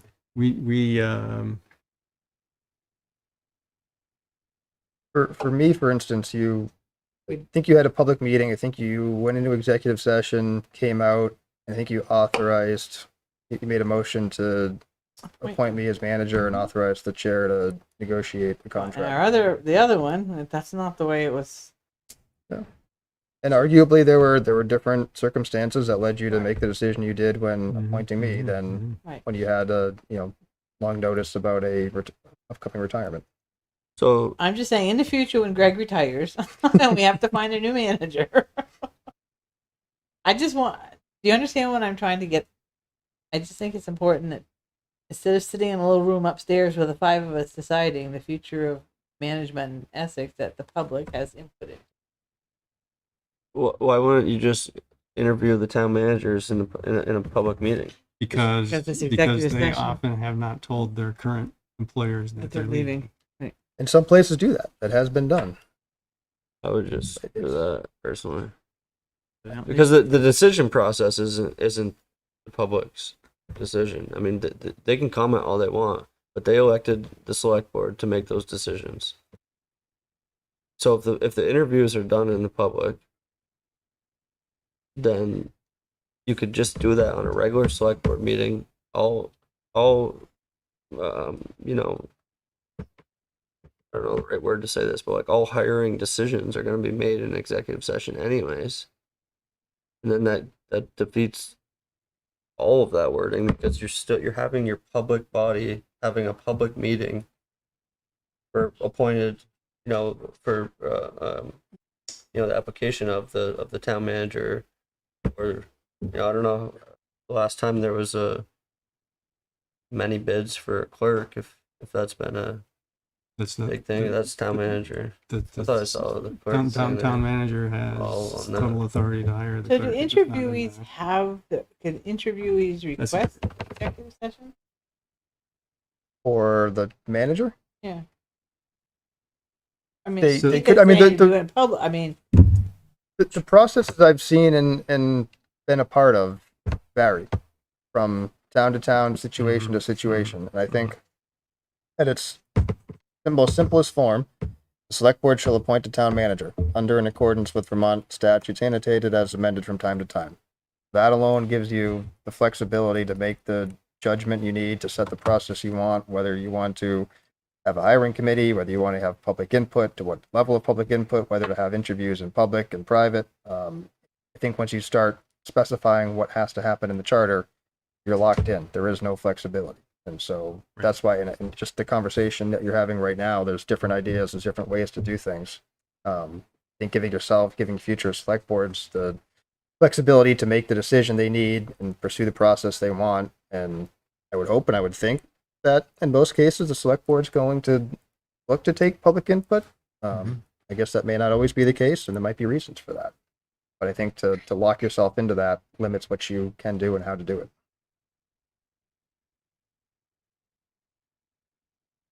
So we certainly, when we were hiring the prior manager, did go through and ask people, I remember if we put out a survey or how we did it, what do you want to see in a town manager? We did have a panel that participated. They had, believe they had to sign non-disclosure agreements. We used a recruiting firm in that process, and it was recommended.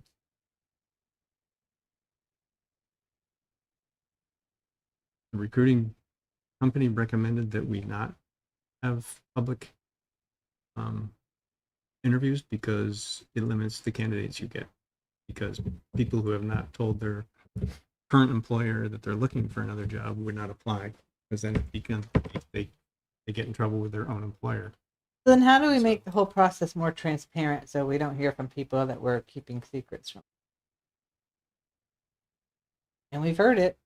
Tell them to run for select I board. don't know. mean, Yeah, tell them to run for select board. how do you right? take Yeah, away I don't all know. the duties of an elected official that the official is elected to display and produce these requirements? Where are you Right. taking away?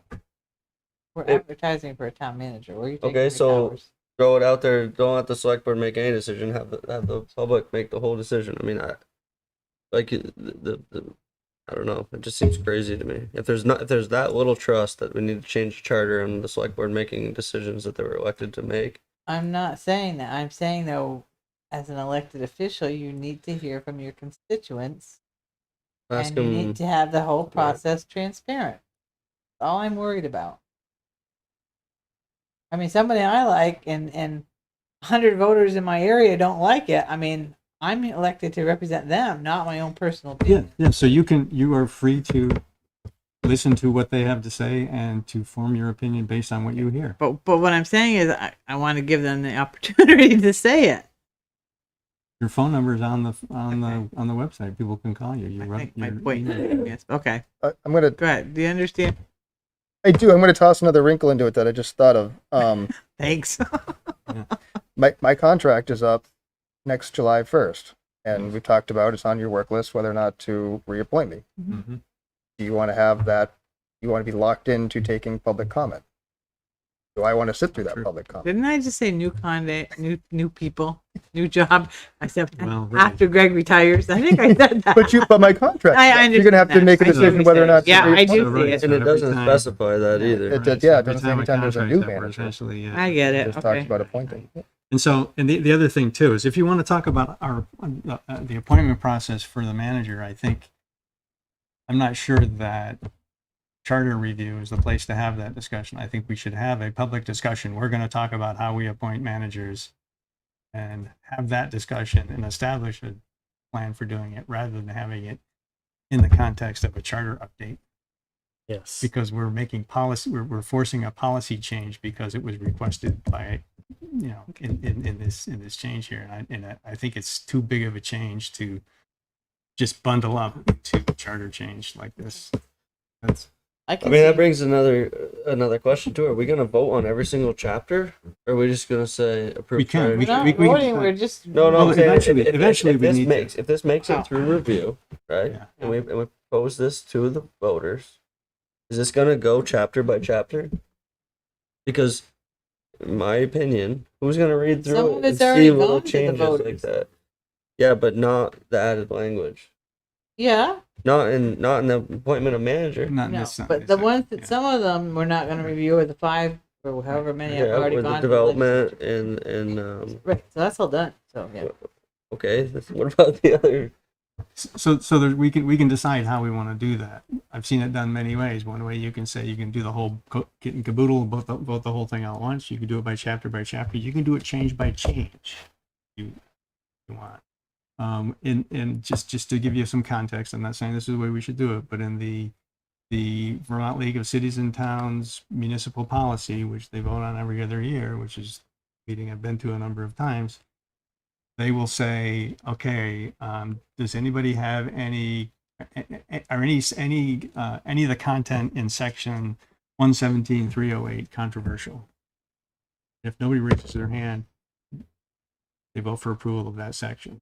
If somebody wants to hold a section of it, they vote approval of the rest of it and then only talk about the one that the section, the language that somebody had a concern about. So you're not talking about the entire section, you're talking about the specific change. That's the way the League of Cities and Towns. So you can get down to that detail if you want. So we can You'd have a 7-page ballot. no, among us. Or understood. What goes to the voter, we'll have to do. There'll have to be some discussion about, okay, what's a major policy change and what's just wording change. You may have to have those questions asked separately. I don't know. We'll have to get a legal opinion on how many questions it ends up being. If it's just a rearrangement, it's one question. Well, right, but these If aren't it's rearranged. if it's right, includes policy changes. There's some nuance there as to what may or may not require its own vote. And then that goes back to Voters. hearing Yeah. from the entirety of the public. We've got a couple committee members and a couple members of the public here, but it's the same group of people that have always paid attention and listened to. If you send this out to the whole town on a basis of just this item and this item, or just this as a whole, and then it gets approved, who's to say they're not going to be knocking at your door or sending emails complaining about, I can't believe you did that, because it's all bundled together, and that's where It's warned. everything's warned. This meeting was warned too. Yeah. You know, I don't know. It's just something to think about as we decide on how much to add and change. But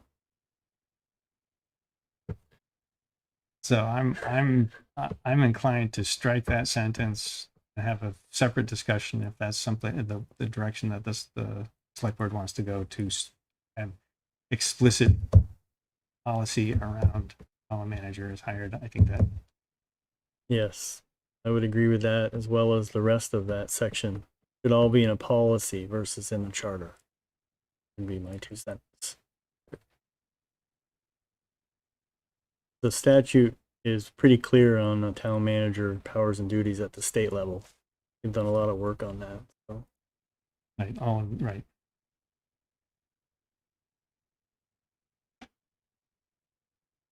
Ethan, where are you at with this? You want to strike all the changes to that paragraph?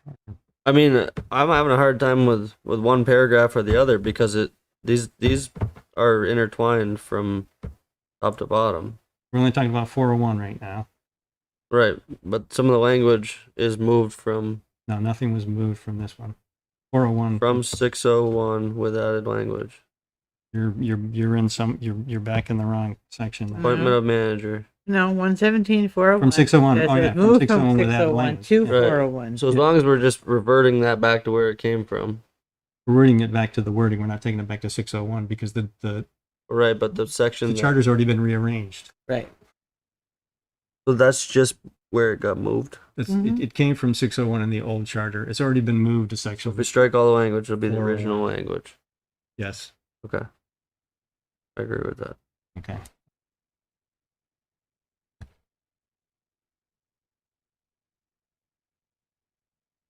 So to be clear, we're striking all of the changes, but we're keeping the original language, which makes the crossed out sentence, the struck through sentence in red, returns it to the.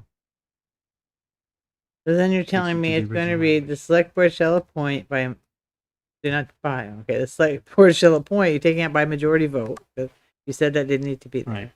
A town manager under and in accordance with Vermont statutes annotated as amended from time to time hereafter. And then you're leaving in the manager shall have all the powers and duties set forth in that chapter and in this charter. Yep, that's The what's chapter of what though? that's what's currently In in. statute. Right? That's what it refers to as the chapter in the state statute. That's why I read it. That's how I'd read it. Well, The then I would chapter. like it to say state statute then there, so we understand it. I would say in this, If you're taking out the rest of it. in the, set forth in that chapter of, Right, it's referring to the Vermont statutes annotated, but it doesn't specify what the exact chapter is. So or if you said the manager, you want the to ma- add a reference to the chapter, the explicit Yep, chapter. if you're gonna take out the rest of that wording, I would like to. say the manager shall have all of the powers and duties set forth in this charter and in chapter blah blah blah. So we'll add the explicit statute. chapter to that. And strike the rest of the change. Okay. And in Vermont statutes annotated. Please.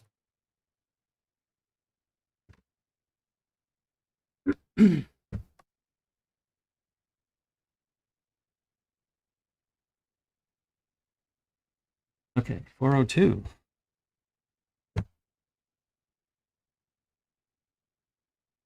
Uh, 402 is completely new.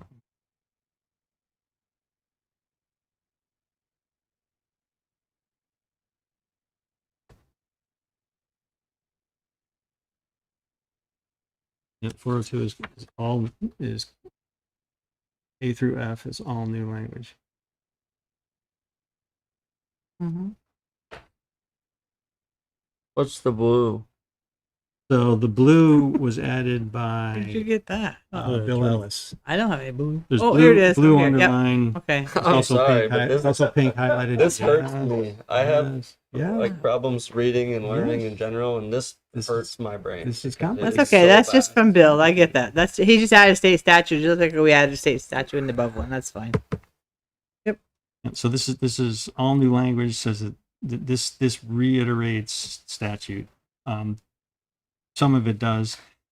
Section B there requires the manager to attend all select board meetings. Does this mean that the select board cannot meet without the town May. manager? Then It change says- shall it to says may. Town manager may attend then. You don't want a mandatory. So That's then we because I- can't have a meeting without him. Sure you can. No, we can't because it says he may attend, which means it's his choice. Sounds to me like it's his choice the way this is written. The town manager may attend. Charter says I can attend.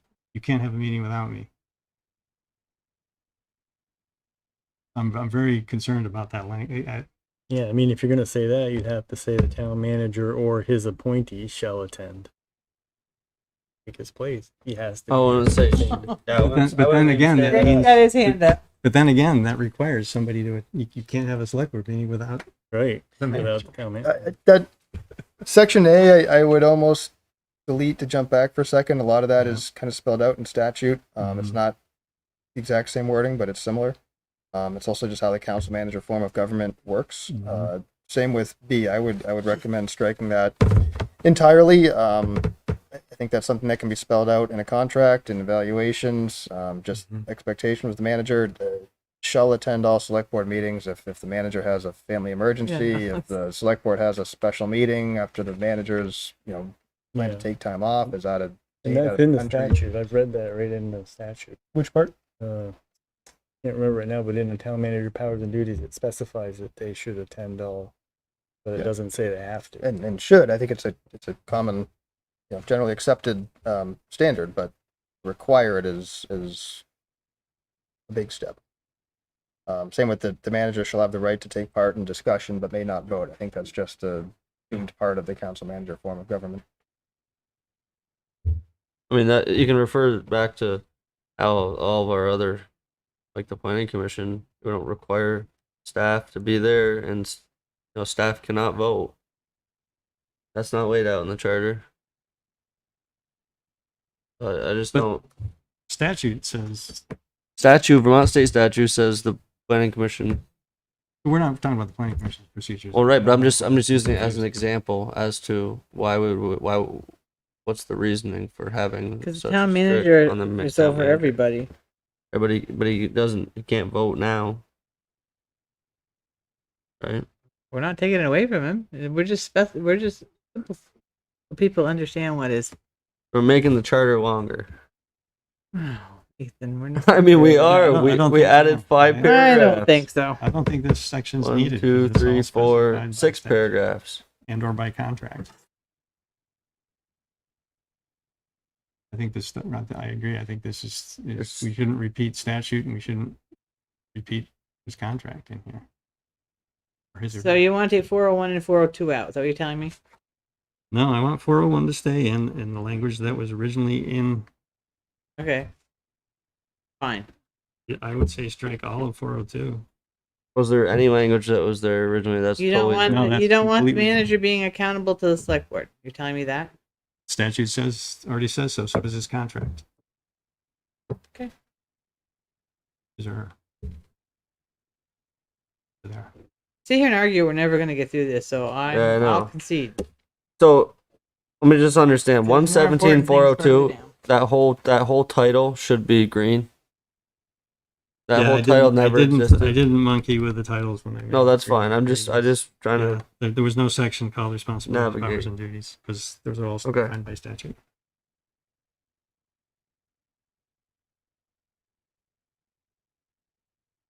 Okay, appointments by town manager, section 403. Yeah, this is a sticky question. The original language was the town manager shall appoint with the approval of the select board. It was changed to after consultation with the select board, the town manager shall appoint. So this is a weird thing. What does it really mean?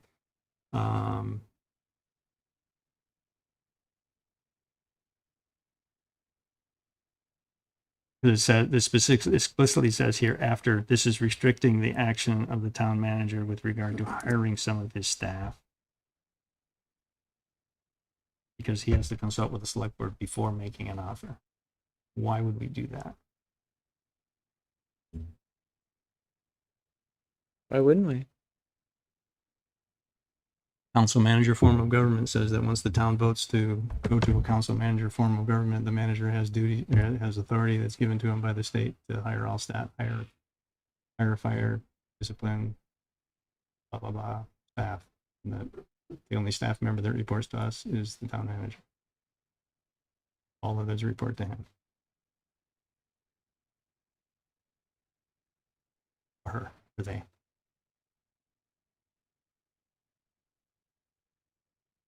So what did the with the approval of the select board mean before?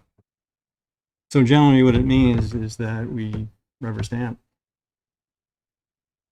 That means so for instance, when we just hired a town clerk, I brought that to you, say I've hired a town clerk pending your appointment.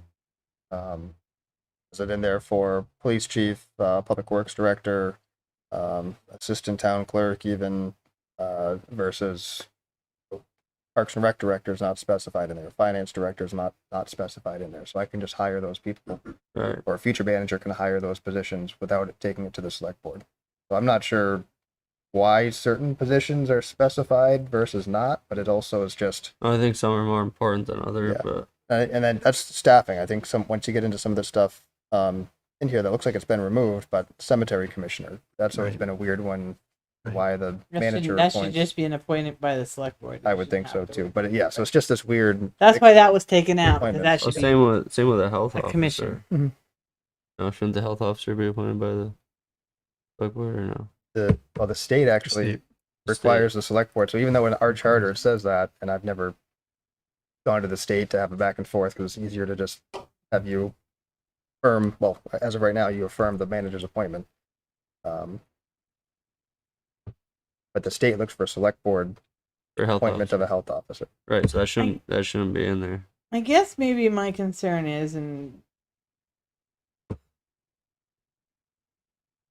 boy, I don't know if I really want. I'm trying to find the right words so I don't get myself in trouble here and reveal too much. So, say you bring somebody that you want to appoint to us, we're not comfortable with your recommendation. Mhm. You've already given them the job, basically, right? Pending select board approval in Pending some of these select cases. approval, So we can say no Mhm. after he's made his choice, right? Is that true that you say with pending? See, I'm select not- approval? Now that I think about it, I'm not quite sure that was in, for example, the most recent one, the offer letter to the town clerk, but it probably should have been. I'd have to double check to see if it was or not, but it probably should have been.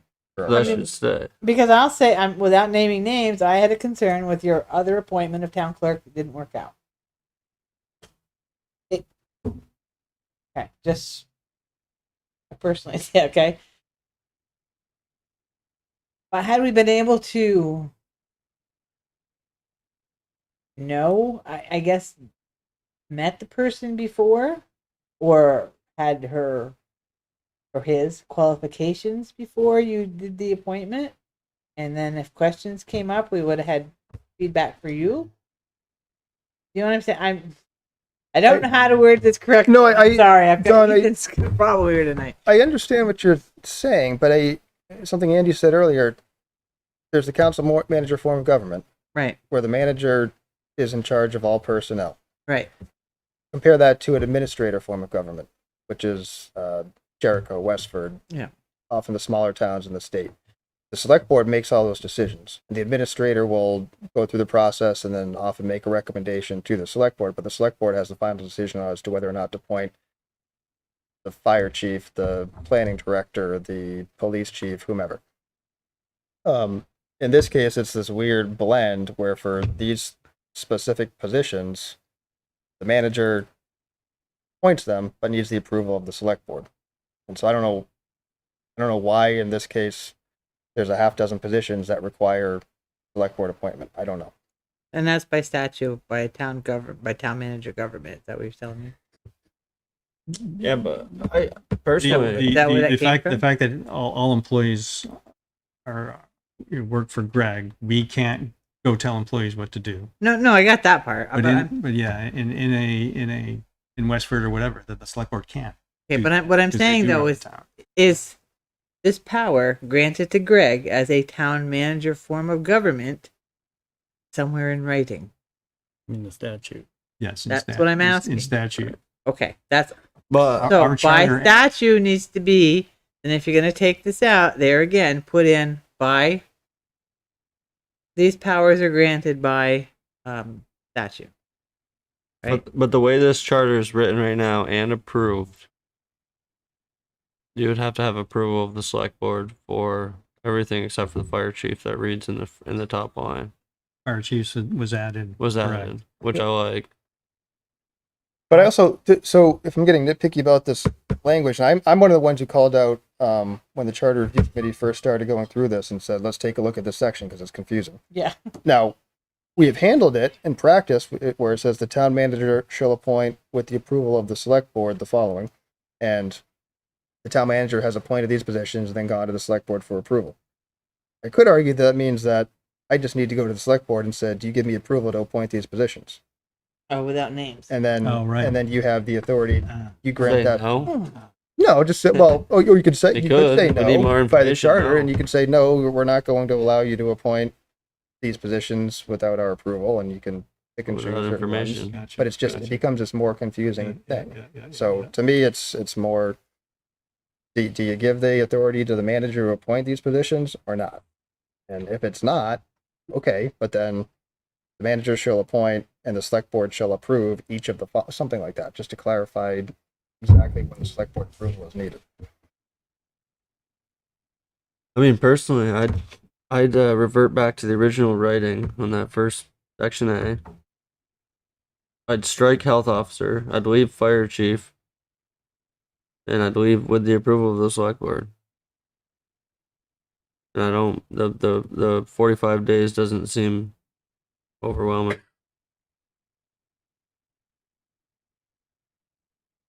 If you're removed after consultation with the select board, went along with the beginning of the sentence, kept in the striked out approval of the select board. Constables, I don't think we need it anymore. I'd add fire chief, remove health officer and the cemetery commission, fire wardens. And then I did see a comment about the fence viewers. We don't have any of those. Is there Yeah, something I related? mean, my comment on constables, fence viewers, inspector of lumber and shingle, I don't know why those are there. I don't know that you want to remove them, just, They're you probably never they're have them, but antiquated, for goodness Okay. sakes. All right, so remove all of those. Just Yeah. the what was it? The keeper of the poor and the cold tenders and all those are just really old, ancient. back to the bigger question of whether or not to have select board approval of certain these positions, back to that council manager form of government. I guess my question is why? Why would the select board want certain authority over appointing certain positions versus trusting the manager? And Make why the do you job trust? a little easier? Yeah. To me, it makes it harder. I mean, what if I come to you and say I want to appoint so and you say no, and then I have to go back to other candidates. I have to go back to that candidate. I have to potentially, and I keep saying me, but I mean I should mean any manager. Yeah, I know. I hear what you're saying. Right. So Any what's the manager's the gonna have to go back alternative? and say, okay, the manager, no, I need to go to my second choice or my third. So so then you would like it to read that the town manager shall appoint. What he wants it to do is just take it out completely Probably is in the follow statute. I'm sorry, say that once more. Just take it out completely and follow statute. No, because we eliminated constables and all those other junky things. Just take the whole sentence out. That takes those out as well. Takes everything out. So what's just what's the alternative to that though? If you make a bad appointment and town goes up in flames It's up- about it, we just don't reappoint you as a manager. an option. That's the only alternative our, though, our correct? recourse would be to Find a new council town manager's manager. next evaluation, or Okay. talk. But that's where that concern would come forth, would be contract negotiations of the town manager. That would be the only option or to we could, evaluate any of these positions. we can at any time have a discussion with the manager. Mhm. Yeah. And we can express our displeasure. Yeah. And if there's a huge controversy over somebody, it's going to come out. The other thing it does is, so if you take out all or most of A, if you go to B, all town employees not elected by the voters, which in our case is nobody, shall be appointed, supervised, and removed by the town manager or the manager's representative. I'm not sure about that. Right. But that just gives that council manager form of government the manager's in charge. Another wrinkle again that just popping into my head about part of the reason you have a council manager form of government is to keep things apolitical at the staff level. And you let the manager hire who he or she or they think is the best person for the job based on their qualifications. If you start getting into situations and where the select board has to sign off on certain positions, you run the risk of it even being seen as political. And so and so's a neighbor, so the select board wants so and so appointed because they have beers together on Saturday afternoons. Whether that's true or not, you open up the door of becoming more of a political appointment for some of these things as opposed to a qualifications appointment. I agree with it. I think it puts if that's the way they want to remove it, then it just puts more pressure on the town manager. He makes a bad decision, it's going to fall directly on him, not on the select board. So That's the point of moving to a town manager yeah, form of government. that's fine. The select board gives up its authority Yep. to influence these positions. So I agree with what Greg said, except for your appointee. It should be just you. Or As far as you said, the select board, the town manager or his appointee, and you weren't sure about that, I would leave or his appointee off. yeah, that's how I would lean. Yeah, but what if Greg can't be here and he's sick and the town assistant manager's taken over? It So should you've be just taken away the assistant manager's power. right. I mean, that has to be a select board decision. I mean, you can leave it in there, and it's up to the manager to appoint that person to do it. Right. Um, Board would have to act to say we appoint you. Right, because at that point, it's not the chief counsel. Right. I'd rather leave a town manager's representative in there just in case something happens. Is the select board appointing the deputy town manager? No, Greg is. Okay, so it can't be left in there. Why not? Because that defeats the whole argument they just made. If it's truly a chief officer, form of government, where we elect the town manager, and the town manager responds to the select board only, and we don't deal with any other staff, the only person to make those decisions is the town manager. Otherwise, it defaults immediately to the select board. That's the only way that governance model works. So It can't be by anybody that he appoints. So that doesn't, no, I don't agree with that, because this doesn't mean that every single employee has to report directly to Greg. He has subordinates that people can report to. Right. He has department heads that are also authorized to supervise their employees. So those are, it's an indirect, Greg's doing it, and the manager's doing an indirect supervision if he's got a department head doing further supervision. But he makes the So, decision.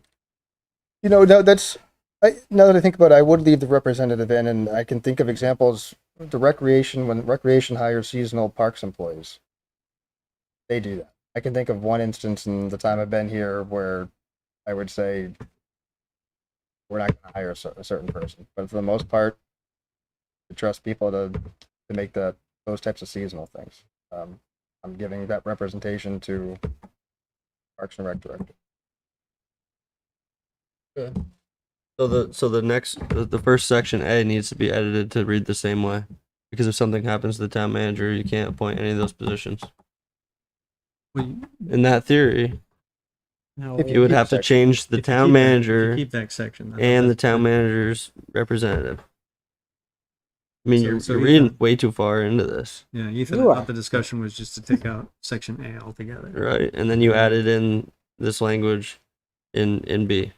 So that changes We- the meaning of the town manager in could section also, A. We could also take out B because does that give him anything unique that Se- is not also already given to him by statute? It does in section A. Hmm? It does in section A. Yes, it does. No, it gives us power. No, because we removed the approval of the select board. The town manager shall appoint, right? And then it goes on to say the next section Oh, so I'm by town manager or the town manager's representative. no. That's all I'm- town employees not elected by the voters. Read the rest of that. Okay, the police chief, fire chief, the director of public works. Shall be appointed, supervised, and removed by the town manager. And you're removing Right. or the town manager's representative. I thought you just argued to keep it in there. Those up there are appointed by the manager. Okay, so he's going to have the authority to remove them, or his representative will have the authority to remove them. Or supervise them. It's not Right, just or remove. supervise. Okay, you but take- the first sentence says Right. shall be appointed. You take out Where are if you? you take out most They're of taking that A, whole section is Take the whole gone. section out. The whole section. We're All starting that with is B. The entire thing of it. We're starting with what B, we're- Ethan. That's what's been proposed, is just completely remove that They, section. they want to kick A out, and they're going to start with B. Yeah, Yeah. I'd like to see a cleaner draft before I make any decisions on any of this. I agree with it, but I still think you should take out the town manager representative, because if something happened to Greg, the board or Greg should appoint an interim town manager or an acting town manager. That's why we have an assistant town manager. Well, right, and you would bring her in and you would say she's no longer the assistant, she's the acting town manager. So you'd still be consistent with your charter that she's the town manager. Otherwise, you wouldn't have to make any of those changes in one of the sentences in one of the other sections was that within I know it was removed, but it was within 45 days of the position becoming vacant. You got 40 in the way you guys wanted it before. You have 45 days to make her town manager. But Or what him, Greg just explained town to manager. us. So say Allie had an employee she's supervising and she needed to make the decision. Allie is Greg's representative to Parks and Rec, right? Or Yeah. right? Is that what you're Yeah. explaining? For Yeah. seasonal For type- seasonal yeah. help. Mhm. So she would need that authority to act. What about on a full-time employee? It doesn't say. I just Well, I'm just asking, who makes that decision? Does the final decision come all the way up? for a full-time employee. Yep. Yes. Okay, there you go. There's your answer. All employees should be treated as a full-time employee. well, they shouldn't. Yes, they should. It's employment. The big difference between full time and part time, Ethan. There's just Yeah. anybody who's not a Seasonal. full-time employee can be fired by any supervisor as long as they're a supervisor. No. That's the way I just heard. Right. it. Hiring and No. firing No. ability now. Do the department heads? No. Just you. Okay. Yeah, Okay, so it exactly. should stay right just with the town manager. But I do delegate some of that in certain instances to like a part-time seasonal employee. Anybody who's a regular employee, part-time or full-time, is appointed by the manager and has been. But I don't get involved with hiring lifeguards at Sandhill Pool or counselors for the summer camps. I have delegated that to the Parks and Rec department. Which is representing you. Correct. Yep. Now, if they were going to remove somebody, there's a whole bunch of case law around municipal employment, so that should be coming to the manager. Well, see, that just brings it back And the there's a way statute. it should be just the manager. So this sounds like another one of those big policy Yeah. changes that we're discussing here. And you have a statute listed out in this subsection, and in the first subsection, you said to erase the whole thing because you were going to refer to statute. So why not refer to statute on this? Well, as we haven't gotten to that section yet. I was going to say, Oh, that's the same why do we section. need, well, I haven't gotten to those words yet Section in that B. section. Because we were talking about whether I to know. have the town manager representative in know. there. I'll This go sounds together. like a big policy change again. Also, do we because we're taking away a power, we're actually taking away a power from as a select board to veto a hire. And you could put this all in a policy too, is that if in an absence if you you- could appoint um, somebody. And so do we want to have this as a bigger discussion and leave this section alone in the charter for now, and then have a bigger discussion about a policy, because this is a policy change. This is not just a wording change, and I think it needs bigger discussion and public input and blah blah and that Yeah. kind of stuff. So And a more clear proposal of what we actually want. I mean, this is the heart of your town, is that Greg has all that power and how it's distributed, and it's got to work with the board, it's got to work with the public, and there's a lot here. I think with anything, the severe policy implications, I would like to see something put together with what was proposed. And if there is town staff comments like there is on this one, have a draft yeah, we of need to have a something. full-blown discussion on it. Have a draft of something that you would want it to say, written out in paragraphs, and then have the discussion. Because could- having a discussion with no means of where we're going to go in a direction with a coloring book is, So what we've been doing, You know. we've been reacting to the Charter Review Right. Committee's proposal. So I Right. think, flagging these sections of this one's going to take more discussion, then we can do that. We can spend some more time, do some more research, get some more legal opinions or otherwise about how to proceed. Mhm. And I think that, for these complicated ones like this, let's, have a draft. Yep. Somewhere's to start. Okay, so in this sub-chapter 4, are there any other significant points that folks want to raise? Don, I know you had some questions about 4. I do. Let me get back here. I do not know where section 5, and let's see, let me find it here. Okay, so 117.404 under prohibitions, section 5, that never, ever was discussed in the charter committee. I have no idea where that came from. And truthfully, I don't even think it's legal for somebody to tell me if I want to contribute to somebody's campaign, I can't. That's really right. I don't believe that that's legal. I don't know how that section got in there, and I do believe it needs to be removed. I'm sorry, Don, that was what section? 5 under 4 Prohibition. 404 Oh, prohibitions. Part 5 needs to be removed from there because no one is going to tell me who I can contribute to or Yeah, who I, right. you know. Yeah. 404. I say 404 as well, and But that was for okay, and I don't think it. Let me say, Dicey. or maybe that wasn't the one. It was the one where people couldn't take. 4 should be removed also. Okay, wait a minute, just a minute. Okay, I guess it's covered in one. So yes, 4 and 5 could just go, because that's not even a. I don't even know. Truthfully, I don't know where that came from. I don't believe it belongs there or In the charter. in anybody's charter, because I think it's illegal. Yeah, this is, Yeah, and I'm gonna throw in that all of those 2 and 3. 2 is covered. 3 I don't understand. It's so that nobody can lie on their application about test results and stuff. For no person in the service of the town shall. Right. So say you're I don't know, a CDL driver and you flunk your drug test. Right. You can't come back and say everything's okay. You got to be honest. You know what I'm saying? Or They're gonna find out. it doesn't. What I'm saying though, they can't knowingly.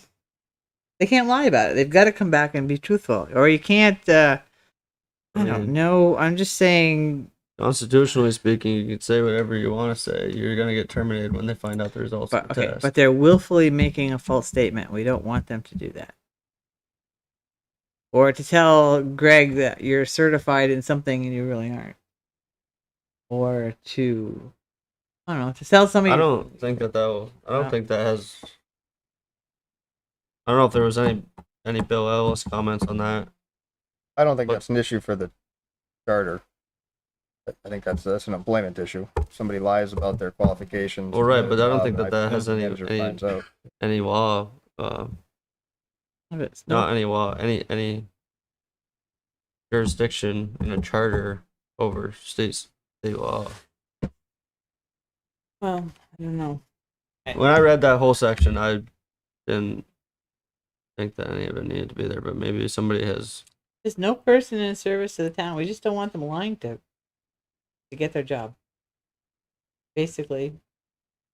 Or lying within their confines of their job. Isn't that why you have references on your? They'll say somebody hits. Resume? So somebody driving a town truck backs into something and then denies it happened. All right, I'm trying to find an example of how this Okay. works. If I had If more there's time. evidence- This is just If there's evidence to prove but it if no- happened, but- they're but if- guilty. Okay, but if nobody claims it, and the guy says, "I didn't do it," but he really did, that's making a false statement. Or girl, or whoever does it. You understand? Okay, but this in the charter is not going to make that person tell the truth if that happened. yeah, I think you put that in their employment. Then where are you going to contract. put it? Put it in their employment contract. Yeah, and they're still not going to tell the Personal truth just personal because you guidelines. said they have to tell the truth I think that's if personal nobody's around and saw them back into this car. guidelines. I Right? don't know. All right, come on. Come on. Guys, you know, I don't know. Like I said earlier, we're shortening the charter, but we added 5 more paragraphs. We did We did. There's 5. willfully make any false statements, certificate, mark, rating, or report in regard to any test, certification, or appointment under the provision of this charter, or the rules and regulations made thereunder, or in any manner commit or attempt to commit fraud, committing. Oh, That's in the personnel guidelines. And all right, Yeah. all right, fine. 1 and 2 stay. So what about the headline? that- What about it? There's no person in the service of the town.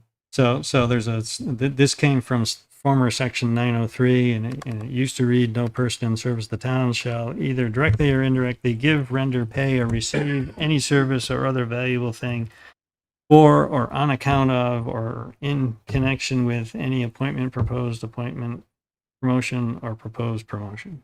So Right. this is no conflict of interest kind of Nope. stuff. Don't take advantage of your situation to do your position to do. So that was That was what it was originally. That was original. So the only question, I guess I'm reading the comment, I should say, was what does the in service mean? Works for the town. Does it? I'm the one who made that comment, and I Right. put it in there because I don't know if that means anybody who's volunteering for the town, especially now that they get stipends, and it was largely in. I'm not too concerned about section number 1. I was more concerned about The rest of it. 3, 4, and 5 about how do you tell a volunteer they can those are contribute gone. to a campaign. Yeah, so that might be more irrelevant. So I would leave 1 and 2 there, Okay. even though 1 and 2. Yep. Even though 2 is moved from Yep. the paragraph before. Yep. That's the fight. We just need to make sure that we're consistent when we actually put an explicit list in there, or do we want to just reference state statute for the list of things that you can't discriminate? Yeah, I think you I have think to. that's pretty much all what it says in state statute. Also is what we had said in our inclusion statement too. The comment here says from the attorney, why is this list different from the list above, from the above listing? So apparently there's an inconsistency somewhere in this document about about that list. We just need to make sure that it's consistent, I guess. At least make them consistent. I don't know where the above is. I have no idea. Yeah, I'd have to. I read it earlier. I'm looking But I would for just say It definitely. may be in one of the chapters. It's not. To me, 1 and Things 2, that have- 1 and 2 have to stay. And it. Oh, it's section D. It's the paragraph right in front of it. oh, There's the rules and regulations to deal with the following subjects or with similar matters of personnel, administration, job classification. And then it goes on to say, it doesn't have I anything. don't to see say. No, race, that's gender, not it. age, sexual orientation. Right. That's disability. why it's missing. That's why they put it in there. I think that was the one that we did last meeting. Yeah, it might be in a prior. Hmm. Okay. All right. We done with 404? yep. Okay. 505 in annual meeting. So 501 came from former 301 with no changes. 502, some language added, some things. The big changes in here are there's a question between registered versus legal voters. You can't vote at town meeting unless you're on the. That often comes up.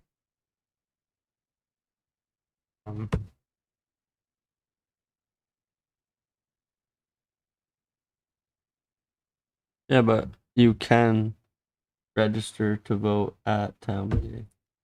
This is also talking about the distribution of the annual This is report. talking about the distribution of the annual report. Right, but you can't register to vote the same day. Vote the same day. At an election, not at a town meeting. Or town meeting is an election. The ballot. Yeah. They can go the next day. They have to go to the Just- ballot. We're not voting. We're not voting in town. We don't meeting vote anyway. town meeting. Exactly. That's why it got reworded. This is talking about. Yeah, the but you It annual used to be a report. floor vote. You can register the 5 minutes before you vote. There's no voting at town meeting anymore. I But know. there's no way for us to know that ahead of time to send them the annual report. Right. So you're not We don't- sending an annual report to anybody that owns a house in the town of Essex? So can I provide some Because background? that's on this? crazy. So yeah. So the reason I think Tammy and I had flagged this section over the years. So currently we mail the annual report to every single address in Essex. Okay. And that is the way that we make sure that everybody gets the annual report. And it costs about $10,000 or $11,000 a year. So we've gone into budget cycles. We've often talked about, do we have to send the full-blown 80-page report? Could we send a note card? Could we send it to just certain places? Are there other ways to make it available and make people aware of town meeting and the budget that's out there without having to send a full-blown report to every single household? And the legal opinion has always been, the charter says you have to, there's too many colors there now. So it basically says that you have to send the report to every household in Essex, is how it's been interpreted. So we looked at it and said, is there something else that we can do that says notify all voters in Essex about the upcoming town meeting, whether that's a postcard, whether it's postings, whether it's notices? Not sure what the answer is, but is it something that's cheaper than mailing an 80-page report to every single household in Essex? That's the intention behind Right. some of these changes. Right. But you're gonna mail them a tax bill every year. I think you can mail them an annual report. We can, Um, but you can also mail 8 cents versus also how many mail a dollars is it? postcard. You can mail a postcard that has a link or information I'm so about where to get it. confused. Earlier we were talking about including everybody, and we needed to make sure that everybody in the public Still are. So, could be informed on everything. And now we're trying to save $3,000 on about 2,500 people that probably aren't, or 3,500 people that aren't registered. so no, No, no, it's no, not no, about no. the- What's not going, about you what would happen here potentially is that you send a postcard to every address instead of Right. the book. Right. It has a URL on it where they can go say, okay, type this in there. Oh, hey, there's the town report. I can Okay. read it. I can read it online. If you don't have that opportunity, you can call and have one mailed to you. Yes. Or you can come by Right. the town Somebody office, that's not a the registered library. voter is going to call and ask about the annual report and how much their taxes are going up. That's exactly what somebody who doesn't register to vote is going to do. I agree. But so that's the history as to why there was a potential change. I also flagged in this, what's the difference between a registered voter and a legal voter? Yeah. And it's just a minor wording change, but I don't know if there's a major difference or not. And does that affect where the report gets mailed, doesn't get mailed? We had Or a postcard or yeah, something yeah, else. yeah. Registered voter appears on your checklist. If the voter. So we No. had this A discussion. registered voter is someone that has filled out the paperwork and they appear on your checklist. And Whether the they last time vote, they voted. whether they vote or not, Ethan, Okay, but they're they're considered a registered They're voter. cleaning that checklist out every 4 years. Or Be 12. actually, it'd be 8 And years. so- But if we go through 2 cycles, it'd be 8 years. Okay. Okay, but it doesn't. So those You're are the registered eliminating ones. community Legal members voters are people that live in the town of in your Essex. town. Okay, exactly. But if they don't register, we don't know where they are. You know where they So, live? so wait a minute. Okay. In reality, the way this would work, we're not gonna take the checklist and mail only to the checklist. Nope. It's more expensive to do that than to just send a postcard to every address. Right. So basically, So we every would send a address that gets a postcard to tax every bill gets a address. postcard. Right? And then folks the onus would be on the folks Yeah. that receive that postcard, if they're interested, to go and get a copy Right. of the annual report instead of it going from their mailbox to their recycle bin. They don't want it. You're going to eliminate the first words, the annual town report. No, we're going to change the word distributed to Made available. available to. The way this was written is said that it shall be distributed is the way it's been read. And the cheapest way to do that is to send everybody a copy because you have to distribute it. Right. If you make it available, you're sending a postcard. There are plenty of communities that do it that way. Right. They send out a postcard and say, this is where you can find the annual report. So what are your means of making it available on a postcard besides listing the address of the town office and a QR code that somebody may or may not have a cell phone to use? I know a lot of towns will Our phone say number. contact the Phone town number. clerk if you want Yeah, them. your phone number, there'll be an address on there. You can send a letter, say, please send me We'll have hard Just- copies at the just town make- offices, yeah, the just make library. phone calls, copies they available send it. here at the library. Well, we just eliminate town meeting too and save $4,000 that we spend to put that on. Ethan, you're good. No, I'm not. I'm Town really meeting not. is a I think this is presentation of crazy. the budget. So you can still, as a select board, say, no, we're still going to mail the booklet to everybody. This gives you the opportunity to do it differently. Let's just make sure we Select board can to do it not. differently. Yeah. This gives you this. 'cause Okay. There's always been That's interpreted fine. that Everybody you else is have in to send agreement. the So book. let's move on to the next So I section. don't know how do folks. I'd like it to see a change. I think there's some folks that really want the town meeting booklet, but I think a lot of others would look online and read the whole thing and not get a booklet. And I don't know how much we pay offhand for booklets to print in, but you could potentially save a pretty good change. You probably have to print just as many as you do today. No, we Mm, print a lot less. You print a lot less. Yeah, I mean, when we mailed to every single, I forget how many addresses there are, but it costs about $11,000, and I'm going to say there's 4,000 households. I don't know if can't remember if that's accurate. And that's 0.1% of the budget increase. Just so we're understood on the cost. Yeah, but and if you 0.1. Yep. But if you mail a postcard, we'd probably print a few hundred copies, maybe 1,000 copies. I don't know. Right. We'd have to adjust and figure it out. Yeah, We would have them available, and we would save on printing costs and mailing costs. I do know that it's worked well for a number of towns where they switched to a postcard. You Yeah. get the folks that want it, they call the town clerk or the town manager, get them sent out a annual report in paper, but a lot of people go right online and just do everything right online. And Ethan, to your point, no, it's not, as a percentage of the budget, it's not huge, but I've sat through many budget meetings over the years, and some others have here too, and you go through and you're looking for $100 and $50 and $200, and so, in this case, we're talking a few $1,000s. But we have no, And if there's we an have no outcry, cost people on hate- what it's gonna, if what there's it's an gonna outcry and cost. people hate it, you can go back the other way with the language that's here. Agreed. Yeah, you You can. can do it either way Right. without changing the charter back. Yeah. The question about the registered versus legal, we had that discussion when we talked about the recall, so I think we need to be consistent with what we did with recall. And Exactly. use the same language there so that we're not looking like we're cherry picking language Yeah. based on our benefit. I think that needs to be consistent with, So it's gonna remain legal. I don't know. Yes, it is. No, registered. I don't remember. Or what- just I don't change it remember to- what we used. I don't remember what we used. I think we used something like, we might have even used, It was a grand active limit. voters or something like that. I don't I think forget what the term was. It wasn't either of those. the town report and the budget should not be simply subject to those who are actively voting. If you're paying taxes in the town of Essex, you should be informed of that information as much as any other resident. So when we make the decision whether or not to mail the thing, you can make that opinion. You can vote accordingly.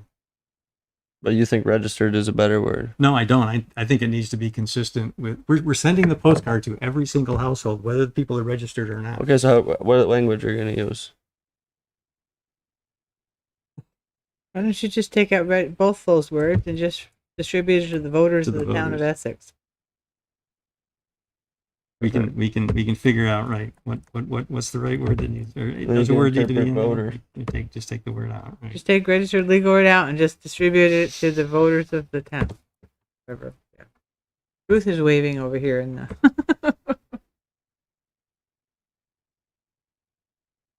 Okay, the other change in that sentence is that it's gone from 10 days to 14. Mm-hmm. 10 is what's, well, is 10 what's in statute? I think, Greg, you made a comment. I think so. I haven't confirmed that. Why do we want to go longer than statute?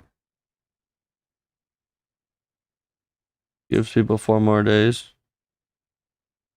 Or just say With the 10 post office not delivering mail for 3 days, 4 days, I Yep. think it's adequate. Yep. Just say 10, That's why. 10 business.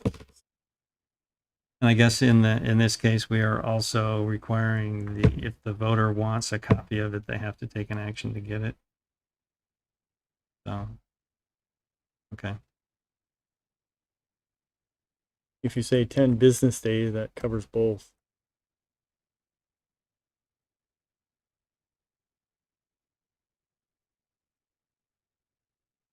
I mean, that could be said for every 14 days in this charter. I brought that up earlier, but I don't know if that needs to be. It could also help if you end up doing an informational meeting, which you're going to be required to do, but you don't have to do that the night before town meeting. You can do that, I think, up to 10 days before. So if you do 14, it gives that much more time for people to be prepared. True. It's another reason. The other change is the other question that's in here is, it says by postcard or digitally. Do we want to? We don't have email addresses for. No. And then there's another occurrence of the word registered voters. Report distributed. Yeah, well, It's no, actually because not. you're still distributing. If you're going to use the postcard, you're still then going to be distributing the town meeting report digitally. right? Report. When I read that, I think it's almost too specific. If it says the annual report has to be made available to the voters of the town, in whichever words we choose, it has to be made available.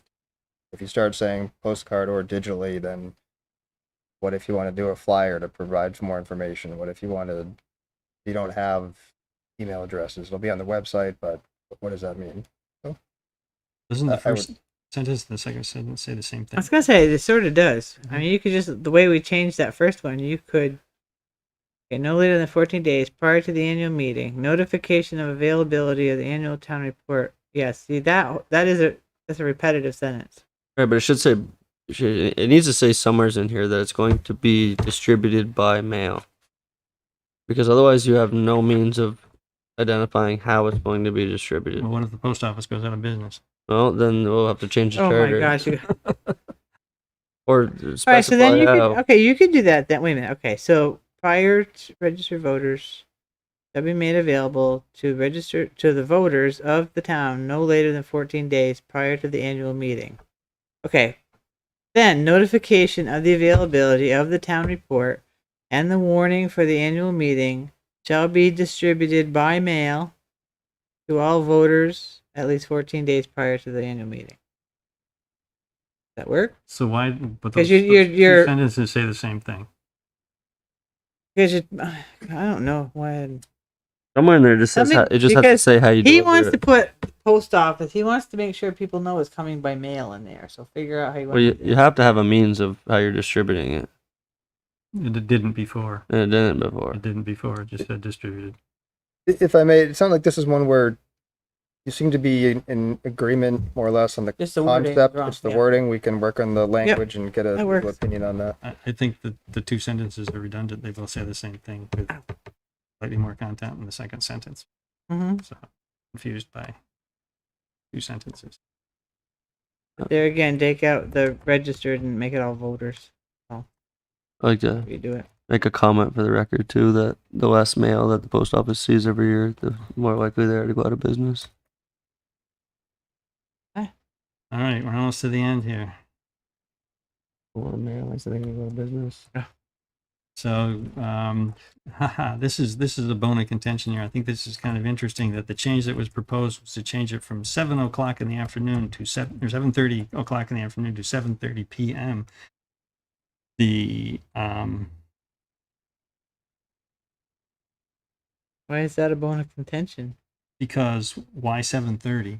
That was the more bone of contention that I've heard from people is why start the meeting so late? We would always say because our charter says we have to start it at 7:30 p.m. Well, it's because Why? Why be that before it said specific? 7:30 p.m. o'clock in the It afternoon. just said That's why we 7:30 took that o'clock out. in the afternoon, but why 7:30? That's the thing that people have been complaining to. I have complained dramatically about in the past. No, but for the last 50 years, it's always been 7:30. Yeah, no, because it's in the charter. Right. Well, And so why be if you're proposing a explicit? charter change, you want to propose a time change. Is that what you're saying? or You don't even need to have that in there because we're not doing business anymore. So the Just- annual just meeting of remove the the legal time. voters shall be held On the day prior specified. to. on the day specified. Especially because it says it may be amended. Same. Ow. Because people have always said, I got to get my kids home. I can't stay long. I can't Yeah. stay for the Okay. whole meeting. So just take the time out. That shall be held on the And day specified by the statute as the same may be from time to time be amended, may transact at the time any business. Yeah. Are we That- so required? we have no business that won't be a strain. Right, we from don't. now on. Exactly. Well, yes, because you sometimes allow people that are running for select board to talk after the meeting. That's other business. Or if you're introducing candidates, or if the fire department wants to make a presentation or something, that's other business other than the budget. Reports of Okay. Guess that's just discussion. You've got Okay. But reports di- of officers, you've discussion got of- discussion of the budget, and then other business would be So- if something, So will we from now on always have a ballot item that says accept? I think I'd want to read the charter and get a legal opinion on that. 'Cause I don't think we did it the one year Because that we've we skipped didn't. it. We've yeah. not done it. Yeah. Yeah. It's a good question. What's the ramifications if they say no? Right. That's always the question there. So yeah, okay. So I'm suggesting that we remove the time the specificity. So, just out of curiosity here, why do we need section A? We can We may just we can have the meeting if we want to have the meeting, but we don't need it in our charter to tell us we have to have it And Yes, you do. so Town of the, Milton doesn't have it in their charter, but they have to have meet at 7:30 the night before the election. just follow statute 17 VSA Right, that needs. 240. You're not doing any business, so you could have a regular The- meeting. The other thing too is the thing that Greg has said a number of times, you could have your informational meeting a week ahead. I don't know if this paragraph allows you to have it a week ahead. You may need to have it the night before. That's the argument. Well, just so you know, always been 7:30 was going to also when chores were done at the farm, and that's when the farmers could come out to vote. So Yeah, sure. I'll keep it. I'm getting, you're right. 1971 when this. I'm serious. That's exactly why. Yeah, yeah. No, I'm just curious. I'm really serious about do we need section A anyway? Do we need it at all? I agree that might, because especially if we want to have the informational meeting as Greg has proposed a week before the Australian ballot. Right. In this age where so many people do absentee ballots, it really doesn't make any sense to have your informational meeting the night before. So technically, you're just taking away town meeting, basically. We did that. Moving When we it, moved you're the making it a week ahead or somewhere else. Yeah. You right. still have to have an It's- informational meeting. still It's required. to have an informational meeting. But this, the way I read this, it has to be the night before because it says the meeting shall start the meeting so started shall adjourn until the following day. So that specifically says that you have to do it the day before your Australian ballot. And what does that 17 VSA say? I think it says you can have it up to 3 days before. Okay, well then that should be, if that's there, And so that I- statute's so- posted, then that's the way it needs to be made. Then. Yeah, but So A I is still think yeah. So, A supersedes it with the Australian ballot. When all business moved from Australian ballot or to Australian ballot, you eliminated town meeting. Town meeting no longer exists in the it's just town of Essex. information. Just the budget presentation. Okay, which is just the budget presentation. That's not town meeting. That's not an official town meeting. We can all get together and have some popcorn, but it's not a town meeting. But it does say that the 17 VSA specifies a day that it has to take place, but that could be amended.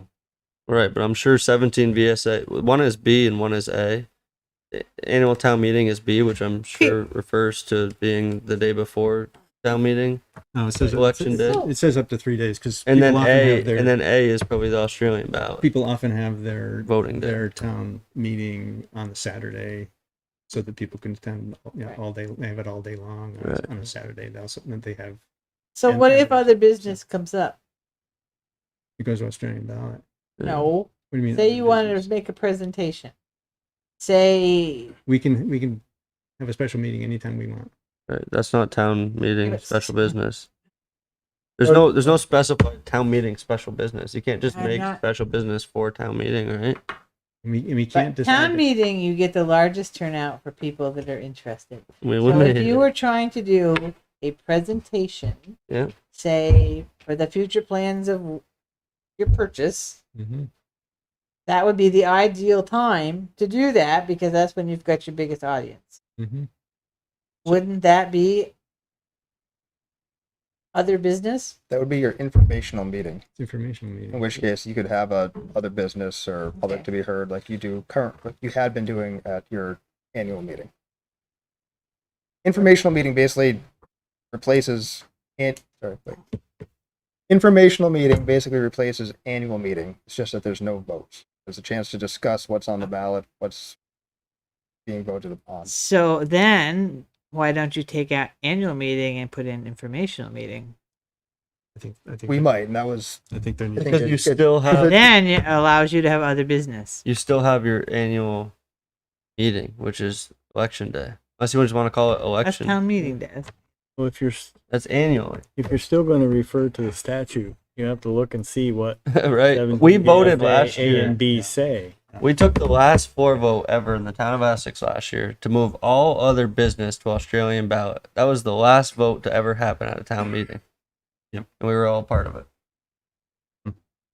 So the only thing really you have to decide in B if you want to stay with that language, depending on what 17 VSA A sets, because that specifies election of officers and the voting of all questions to be decided by Australian ballot or voting required by law to be by ballot shall take place on the day specified in 17 VSA 2640A, which may from time to time be amended. That may be tied to having a town Isn't meeting. isn't that like the first Tuesday in April? Right, and if it's tied March. to the town meeting, Right. then that takes away your ability to have a public hearing a week before if this says it has to be The night within 2 or before. 3 days. Yeah. So you would want to change B. Well, Well, I think informational meeting is spelled out in statute, and Mhm. and the charter review committee looked at this. They made these changes before Mhm. had the vote at town meeting to do all business by Australian ballot. So I think just a question of what's the intention, what do you want to do, and then we get the right language for it. Okay, so this needs to be a further discussion. We need some legal review and some advice about what this means, and if we want the flexibility to have a meeting earlier than the day or the weekend before, we need to put that language in here as a proposal to send to the legislature. Or we reference informational meeting if it already allows that, Or if you need it at all. right? Or if you need it at all, or just go with statute. So, all right. Whew. Yeah. it's not easy. It's like, Okay, so after all that, do we want to take public comment? Yeah. Anybody have any comment? Bruce, come on up.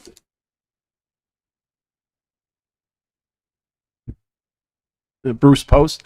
I'm glad you brought it up when you got into this discussion of registered voter, legal voter, and I was thinking the same thing because Brad Mm-hmm.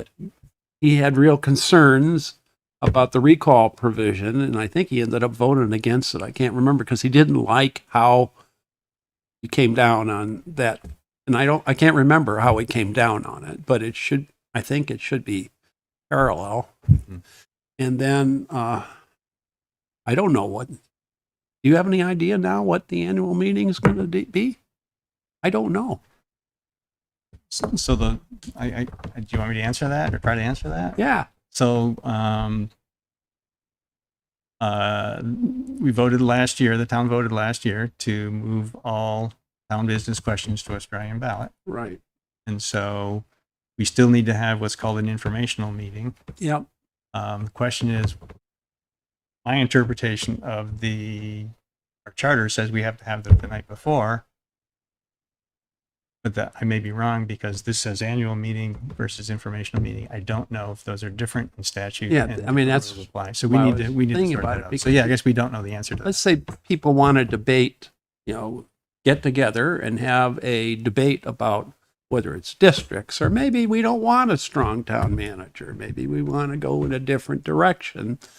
If you have an opportunity every year, guaranteed opportunity that this is a town soapbox, it's not going to be binding, but we can get together and do it. You said we can have a special meeting. Now, can voters petition for a special meeting? Because you could say no. I remember when I was on the board, people would come and they'd say, we'd like to discuss nuclear disarmament, or we want to support for a resolution on this. And, the board was reluctant, wouldn't do so, generally speaking. And, but I'm just thinking if you're going to keep annual meeting there or wherever it's going to be, as opposed to the informational meeting related to the budget, that's an opportunity that people can use or not use. Because I get confused just sitting, listening, it's just moving. But I did want to make sure, and I'm glad you mentioned it, Andy, just make sure, however you describe voter, whatever adjective you may use, is harmonious or in parallel to what we did on the recall provision. Yep. That's it. Thanks. Yeah. Okay. Thank you. Any other comment? Mary, come on up. Well, I think that Mary Post, I live in Cindy Lane. I was just thinking about there's so many opportunities if we were to could have like a big meeting. And I thought, maybe we should have one of the meetings be a review of our town government, of the select board, of the manager. I mean, just, to get people's opinions. And I wouldn't want it to turn into something nasty, but really something that would be a positive thing. Like, what would people really like to see? Mary, we're talking about the charter. So What? That's we were not part of talking the charter? Oh, I was just talking about, okay, well, so the Content charter review. then. I did walk out for a while, so if I missed it, I apologize. But I've talked to quite a few people, and if I could name them if I had to, that are very, very concerned about the town manager having the sole ability to appoint, especially the police chief. And it's not a reflection on you, Greg, or the work you've done at all. It's really just on the whole thing of the town manager. You know, I think that we've gone through quite a few years of a really strong town manager.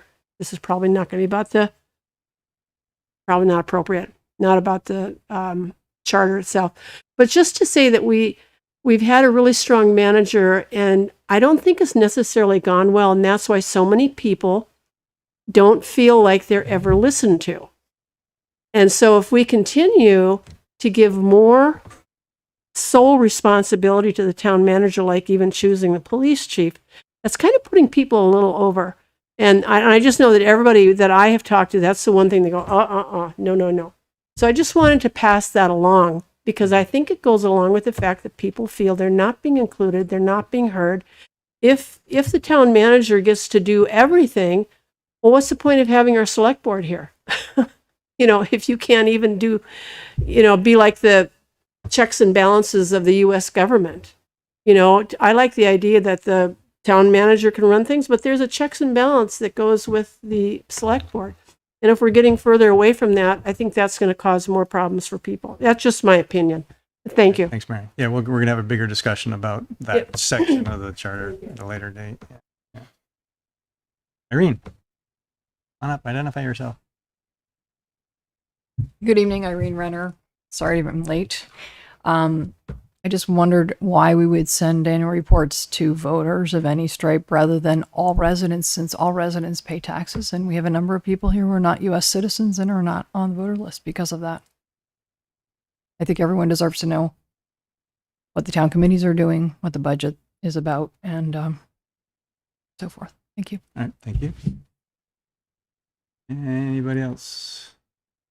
See any hands online? So, all right. So, we got some more work to do on this one. We're what, about halfway through? Question for all of you. In the reading file for this packet is the chapters 6, 7, and 8. But the intention was going to be to look at them at the next meeting. Do you want to do that? Do you want to get through the whole charter and flag everything that you want to spend more time on, or do you want to spend more time on one or all of the sections you looked at tonight before going any further? I think we should go back to the section we did tonight, because hopefully Tracy will be with us then. And because on the 18th, or the next meeting, that's also that public hearing on. And if we have to discuss that little bit, as long as we did tonight, we'll, yeah. Right. I don't know how big the next ones are, though. I scanned through them, but I didn't read them. I would honestly prefer to have printed copies before we continue moving on to different chapters. If I have to come get them Monday, I will, but there is Monday. Tuesday. Okay, Ethan. So right, yeah. I guess there's two ways to look format at is this. terrible. I'm just trying to I scan don't have through a printer here. at home.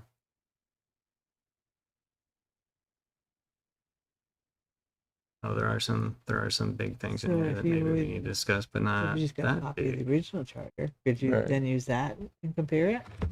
Yeah, but So No? sorry. Go ahead. You're having a conversation. We're trying to make it easier for him to understand the charter stuff.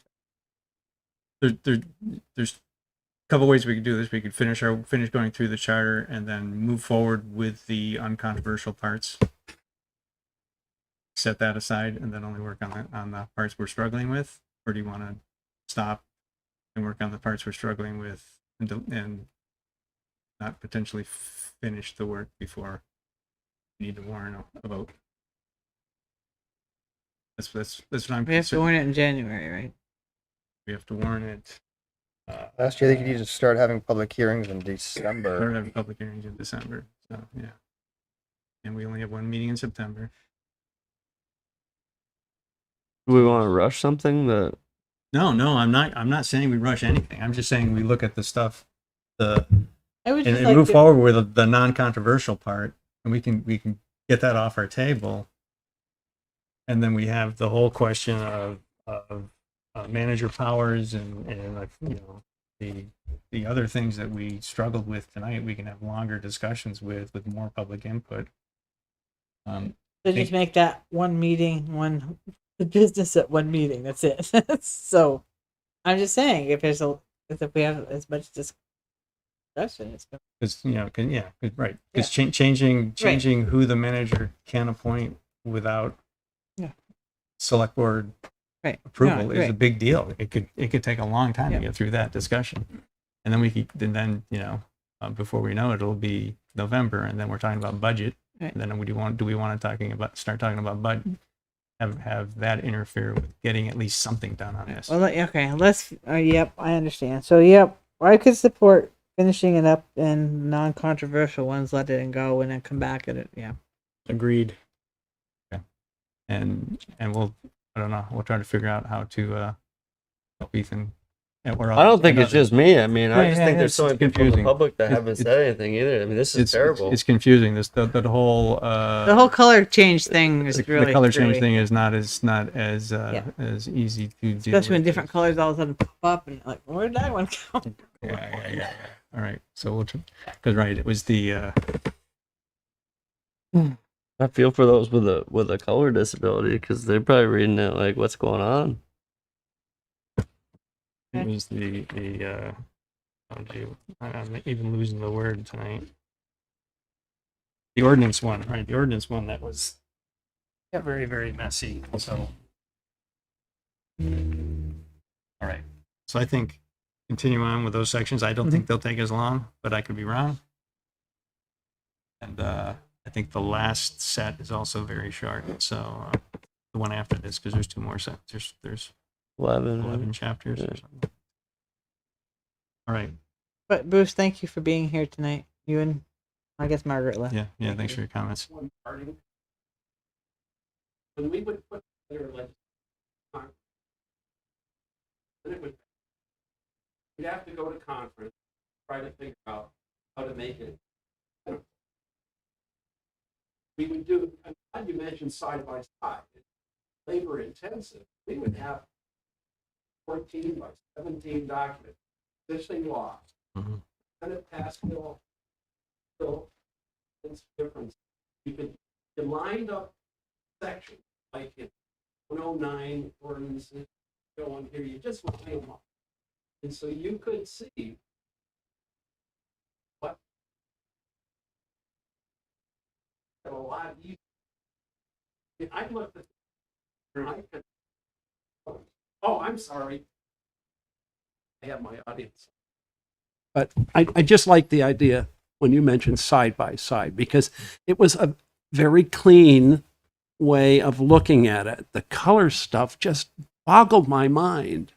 And I really didn't know what, I couldn't explain it to somebody. What is happening here? So I think putting aside the controversial things now is a good idea, and I appreciate that. I think it's a good suggestion. But I tried a little bit of side by side when we did the committee, and it was impossible. With sections being moved, Right. Yeah. That's the way it was presented to us. Okay. You know, that was just a suggestion. It's labor intensive work. We had a whole staff of attorneys that would do it Yeah. for us. But I put these together. I'm just a volunteer. So. yeah, and so are we. But that's one way of doing it, particularly on the bigger, maybe the more controversial sections. You want to do that. Yeah, we're gonna have to do that with the ordinance one. Yeah. So Yeah. okay, but thank you very much for all your work. Appreciate it. Yep. Thanks, Brady. All right. So let's move on. Next two business items, I believe, will be executive session discussions. So consent agenda. Can I ask a question before I make my motion? So, Greg, under appointing your treasurer, does that mean, and then you were going to, is that like a temporary treasurer to, okay. Yes. And then so she would resign and then you would turn it over to your next candidate?